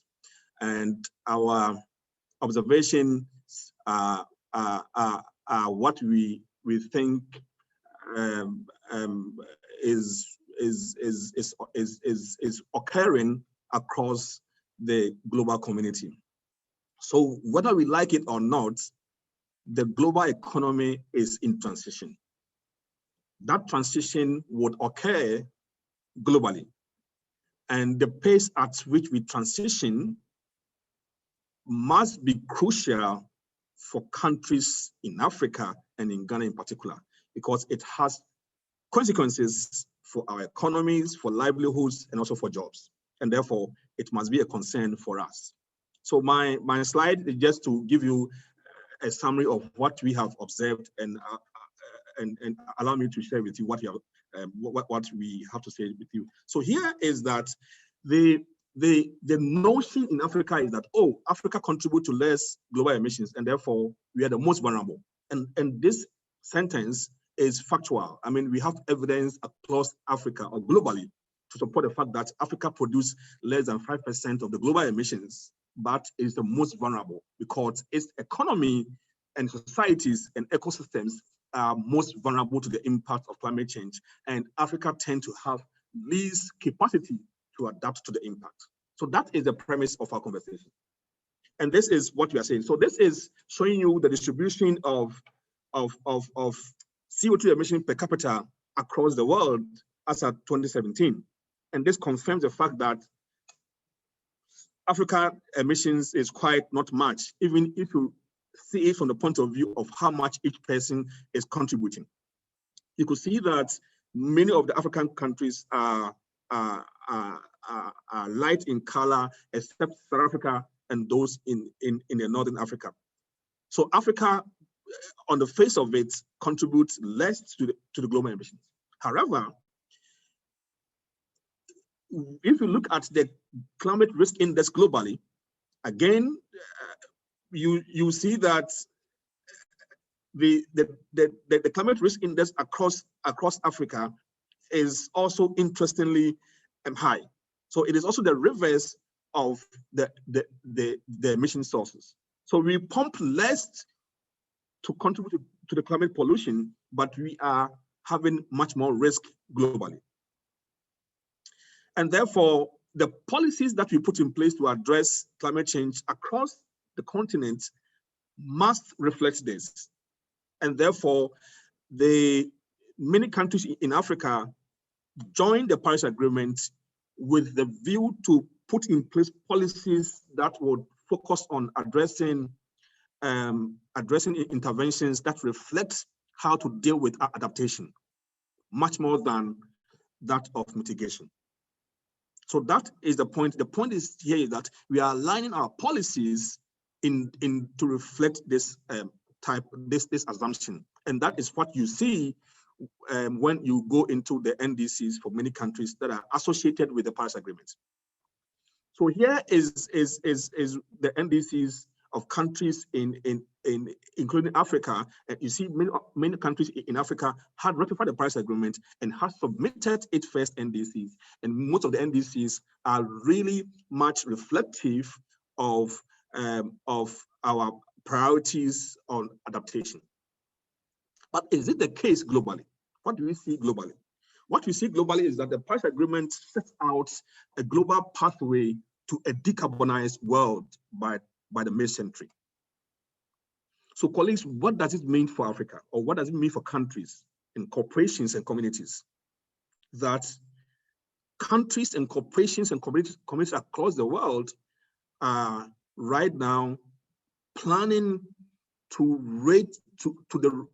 how to align their economies towards net zero emissions. It is also an envisioned economy where fossil fuel will play a less role in that economy in future. It is also an economy where there is an interest to promote sustainable landscapes. And the last but not the least is also an economy or a scenario where ecosystems, economies, and communities are much more resilient to the impact of climate change. So this is what we see as the fundamental rationale behind this global agenda of climate change. It is really a fundamental shift of the structure of our economies, of our societies, and also of the way we do things. So my question to us is that, how would Africa feel or fit in this agenda? So the question is that, how do we collectively transition to the post-2050 decarbonized world? To us, we have observed that every country must take a bite or must take some levels of responsibilities. And you can see these levels of responsibilities in the NDCs, the national determined contributions that were put forward by countries as a vehicle to incentivize investments in fossil fuel production and consumption systems. So if the world is on the path of decarbonization, and one of the ways to achieve that is through the NDC implementation, which would ultimately lead to more or less reducing or taking away investment in fossil fuel production and consumption systems, then what does it mean to Africa? The next point is this. The transition towards this post-2050 decarbonized world, we all know the form, the pace, and the consequences will be different from different countries, because different economies or different countries are at different stages of development. And therefore, the pace at which we transitioned and the form of transition will mean differently for different countries. The next question for us, as we have observed, is that it's unclear who will pay for this transition. Is it the national economies that are already struggling? Or is it somebody else, private sector? Or is it the so-called industrialized countries who will pay for this cost of transition? And what does this transition mean to the economies in Africa that is mainly natural resource based? So to us, even though Africa may not be in the lead in thriving or moving towards the post-2050 decarbonized world, there are consequences for our economies if we don't take action.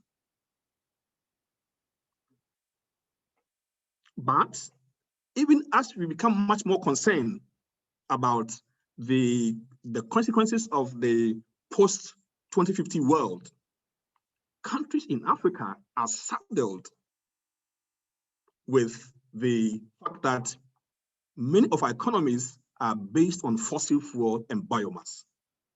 So even as the world decides to defossilize, how are we going to be able to achieve the kind of prosperity that we want for Africa? Because the global economy are all connected. So if one side of the world is transitioning and Africa is not transitioning, what will be the implications for Africa? Number two is that Africa economies, and in particular Ghana, is faced with these issues about public debt, shrinking fiscal space, joblessness, the impact of COVID-19. Our contribution to global economy and trade is low. We have low incomes for our people. We contribute less to the global emissions, but we bear the brunt of climate change impact. What is the best way forward for Africa, even as we transition? What is the best bet for Africa? Do we continue doing what we are doing and not be mindful of the ongoing transitioning, which will anyway will happen? How do we deal with these growing development problems and at the same time be mindful of the opportunities that the transition is presenting? That, for me, is a very important point for countries in Africa to handle or to address. But as we transition, are there opportunities for Africa? The question that we have also observed is that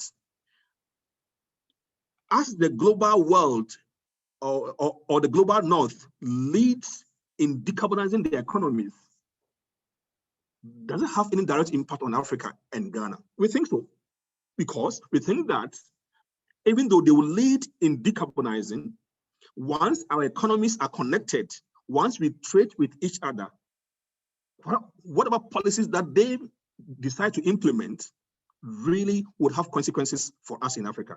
And one area that we have found out is the growing concern about distressed, unproductive, or stranded fossil fuel or natural resource assets in Africa. That is a concern for us. That even though they are leading in decarbonizing the global economy, what becomes of our fossil fuel resources and natural resource assets? That is the advantage of Africa. What will be the meaning for us in Africa? Again, take note that the transition that is occurring also come with it innovation and opportunities for green tech. Is Africa going to lose out because of that? The transition also comes with jobs. So would Africa also lose out even as we don't lead in the transition? What about the opportunities that come with the electric mobility of vehicles? So colleagues, our point is that Africa has the advantage of promoting sustainable agriculture, biomass, energy, and adaptation financing. But who will pay for it if the global players are not focusing on that? How do we draw the attention of the global actors on areas that are crucial for Africa? That to us is a very important answer or question or concern that many countries in Africa, including Ghana, must begin to think about. For Ghana, as you are aware, since 2012, Ghana has been receiving oil revenues from the oil and gas exports. So should the demand for fossil fuel continue to decline faster than we anticipated, what would that mean for the Ghanaian economy? Definitely, we need to begin to think about how we are going to deal with any potential revenue loss to support our budget. There's also the issue about the decline in investment flows in fossil fuel investment, and then also the associated job losses that come with fossil fuel investment. So to what extent are we influencing our local policies to be able to address these issues, even as we promote this issue of transitioning into a low carbon and a resilient economy in future? That to us in Ghana must already begin to be on the table in discussing the prospects of the Ghanaian economy, even as we move on. The Ghanaian economy must also begin to think about the financial implication as to the cost of adaptation. If adaptation is our priority, who will pay for it? And can the Ghanaian economy pay for that? Can we raise enough revenues to pay for the cost of the impact of climate change? Have we thought about that? Can the economy accommodate that cost? That economy is already ridden with debt. Can we address that as well? I want to jump this slide because this slide is talking about what is currently the government of Ghana's approach in mobilizing climate finance. And the top one is what I want to emphasize: this issue of enhancing domestic revenue mobilization. Does it mean that we need to bring more people into the tax net? Does it mean that we have enough fiscal space to be able to invest in adaptation? That to us is crucial. And therefore, this is at the very heart of this conversation around financing climate change in Ghana, and in particular for adaptation, since that is our priority. So colleagues, I want to end by raising up these issues for discussions or for questions or for future research. Can Africa continue its dependence on biomass? And if so, how will Africa begin to think about a sustainable biomass sourcing within the context of the transition towards 2050? If Africa is interested in adaptation, is it willing to put in much more money? Or is there any other better ways of mobilizing monies for adaptation financing in Africa? Our policy response to this transition slow? And if it's slow, how do we put the issues on the table for the attention of the key policymakers at all levels of Africa? colleagues, another very critical point is also about the fact that there's no doubt that the global investment landscape is changing towards the so-called transition to the global climate future. What does it mean for Africa in mobilizing its resources, as those resources that we rely on are gradually becoming scarce and scarce and scarce? What does it mean for jobs in Africa? My last point is also, how do we ensure policy credibility or consistency across all the so-called green agenda, even as we transition towards the 2050 world? So colleagues, this is happening anyways, and this transition will continue to happen, and Africa and Ghana must begin to think about how we will thrive or survive or participate in this economy, even as we transition towards 2050. Thank you very much. Thank you very much,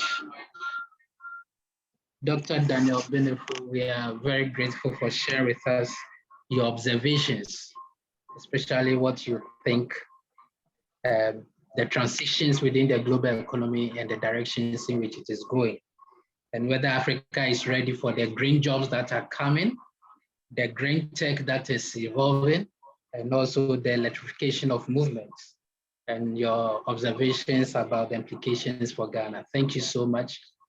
So without much ado, I would like us to go to the questions and discussions.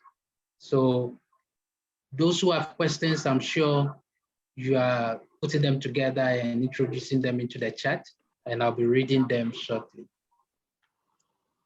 So I think I have one question here, and it's directed to Dr. Adelina MEMSAH. And this is by Edward from Dar es Salaam University, Kenya. He said that, I have a question on the steps taken to ensure continuity and sustainability of the interventions. And he's saying that oftentimes such project designs and donor-funded initiatives end once the donor support or project ends. And we'd like you to expatiate on that a bit. Okay, thank you. Are we taking a number of questions, or we'll do them one by one?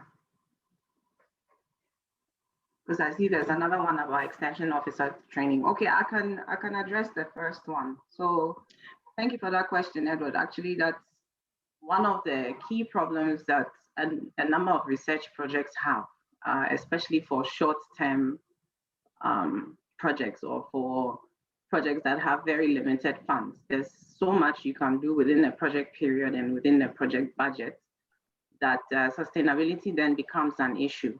So what we tried to do, and because this was based on our engagement with the stakeholders from the beginning of the project, there was buy-in, there was interest, there was understanding about what these different interventions were seeking to achieve. So we actually heard from other NGOs who had tried, for example, to set up these resource centers, but at the end of a very short period, you find out that the different facilities that had been provided for them were either not functioning or they had been taken away by some people, and it just never lasted. So with us from the very beginning of the project, we tried to explain to people what these, or to the community members, the advantages of the resource centers, for example, and how it would help.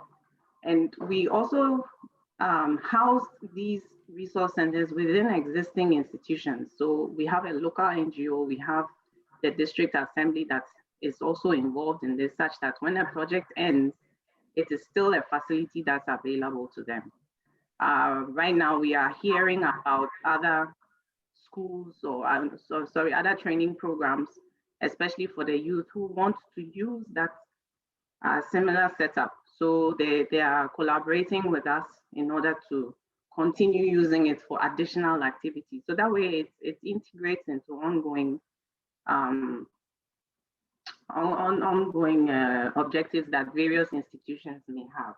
With the irrigation farmers and then the women self-help groups, again, establishing a platform that is of use to them means that there should be that internal drive towards sustainability, because being able to access various opportunities from NGOs, when you go through their platform, you have a much better chance of credit, for example, or support than when you go in as an individual. So again, there's that, hopefully there's that sustainability. And so far, although the project ended 2018, we are in 2021, we're actually still engaging many of them in ongoing projects. So I mentioned one of them, the digital project, which is building on what we started off in the ASA project. So there's still that engagement, and over time, hopefully it becomes part of their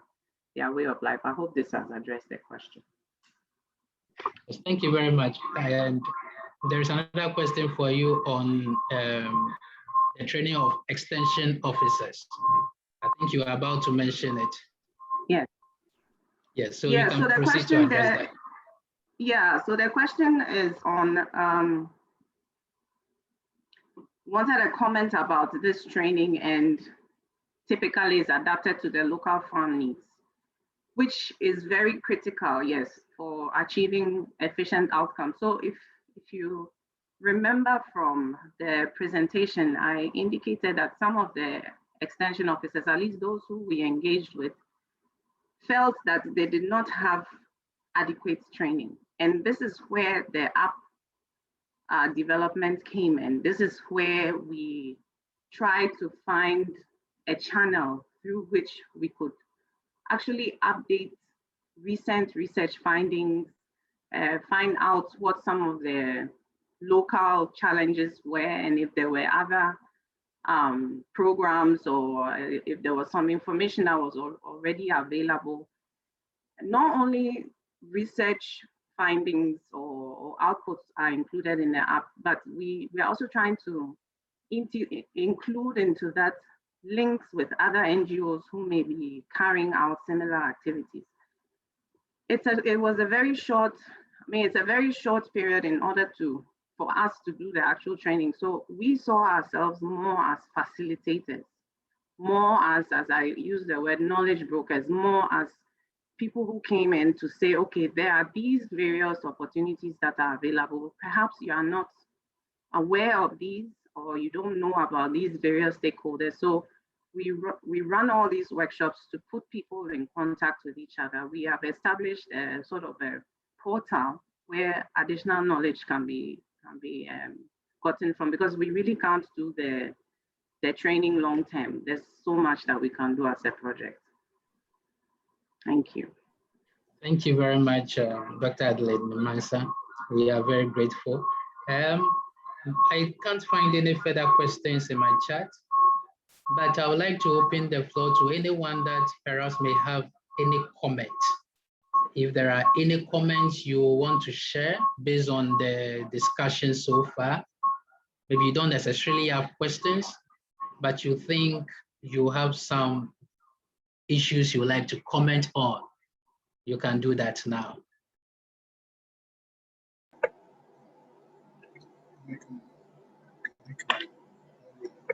Right, I think just some sort of a question, or maybe a contribution from what Dr.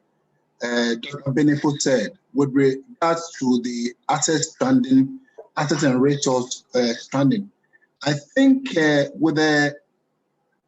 with climate change also comes sort of opportunities, right?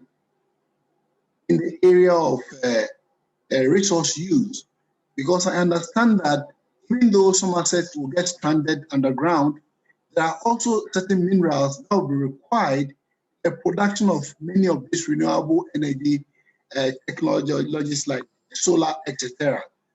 So, minerals like titanium, I understand, and some other, maybe the experts should help me here.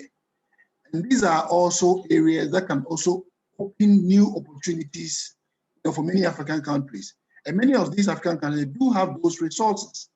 So it is good to also leverage on those resources that can now be used by virtue of the fact that, they are going renewable. And as I understand, the developed world, many of them have started to, buy all these resources that are available in African countries. And this is where we may have to lay emphasis and make sure that we have our fair share of some of these resources. Thank you very much. That's very interesting. I don't know, is there any other contribution, any other comments, any other engagement you would like to have with any of us?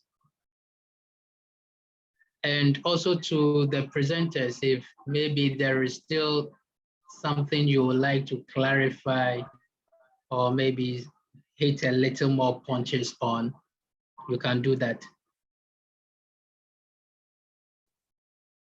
All right, so without any further comments, we will want to draw the curtains to a close for today. Today has been very interesting, a lot of issues to think about, very insightful presentations on climate change, the general trends of the climate change issues across the globe, and also what Africa tends to, get, or the challenges and implications for Africa countries.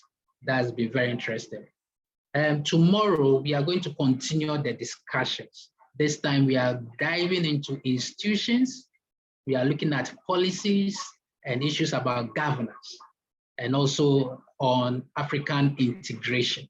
So you cannot miss tomorrow. Tomorrow is going to be very exciting. And I will entreat everybody who is currently here to sign on tomorrow. As usual, we are starting at 9 a.m. and we'll be going all the way to the afternoon as usual, just like we have it today. And still on issues on, climate change, environmental issues, but this time we are looking at institutions, policies, governance, and African integration.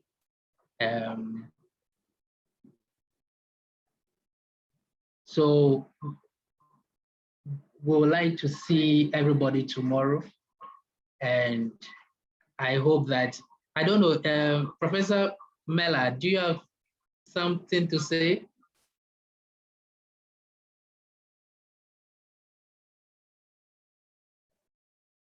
Yes, sorry.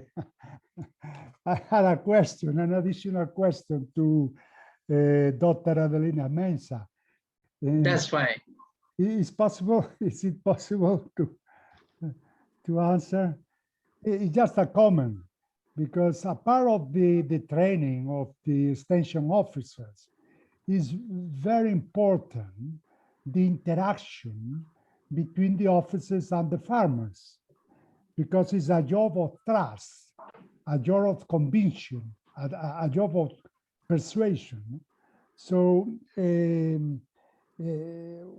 what do you think about this interaction? But because at the end of the day, you have to implement the recommendation of the officers, and the implementation is carried out by the farmers. So they have to be convinced by experience that your recommendations are useful. Yes. Do you have any additional comment? Yes, what you're saying is actually true. So in many of the rural areas, you realize that the extension officers actually build rapport with the farmers. So as much as possible in all our engagements, we ensured that we brought these different groups together so that they would have they would have those conversations, they would have those interactions. And I even mentioned that we had gone as far as getting a mobile television set, which the extension officers could take into the field and engage with the farmers in the field, because not all of them come back to these resource centers or have time to come all the way to the resource centers to talk to the extension officers. Another thing that we tried to do is set up a telephone line. I'm not sure how far that worked, where the farmers could call in to the resource centers and actually engage with the extension officers. So there are various challenges, as you've indicated. One also is that people get moved, they move away, and then new people come in, and then they also have to build that trust again with the farmers. So it's an ongoing process. I mean, even extension officers receiving information from the meteorological agency, for example, about when the rains will start or if there will be a drought. And sometimes that information doesn't happen the way it's expected by the meteor agency. And that actually leads to challenges between the farmers and the extension officers, because then they don't believe them anymore when they advise them on such dates. So yes, there's the issue of trust. Yes, there are these challenges, but I think our contribution was just to enable the officers, these extension officers, have access to additional information to make their work more efficient. I hope that addressed your comments somehow. Thank you very much. I enjoy very much for all your interventions. And of course, I learned a lot. Thank you. Thank you too. Thank you very much, Professor Mela.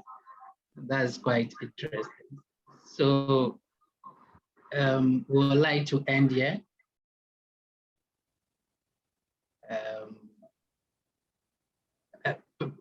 Professor Daniel would like to say something. Okay, I think today the session has been quite interesting. I think your microphone is off. Right. I think the session has been quite interesting. I'll suggest that we all activate our videos so that we can see each other and maybe take a picture, a group picture together. Okay. Esther, do you know how to do that? When we all activate our video and then you take a picture so that we can all feature. Is it possible? Yes. Screenshot. Yes. So maybe we should all activate our video, see each other, and then we can take a group photograph, which maybe we can put on our website. Great.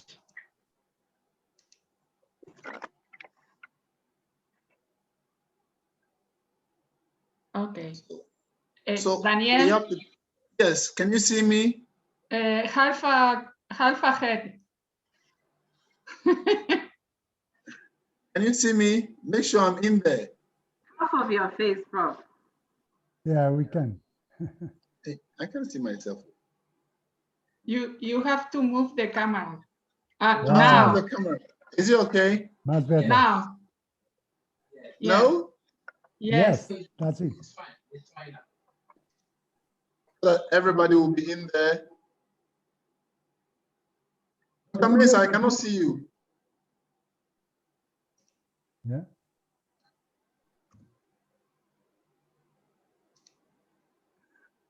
I cannot see you. Dan, Dr. Daniel NUKPEZAH. And Luis? I cannot see you. I can see you. Yes, Really? I can see you. Yes. Yes. So Everyone smiling? Smile. Smile.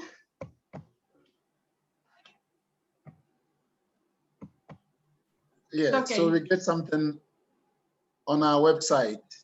Yeah. Just make sure it's a very nice picture. I don't want this my book to come in. I'm not the only. Esther, are we fine? Yes. I took several. Several. Okay. All right. Thank you very much. Thank you. Bye. See you tomorrow. See you. Good Great. afternoon, Bye. everybody. Bye. Have a nice day. Bye. See you tomorrow. Bye. Bye. Bye. Bye. See you tomorrow.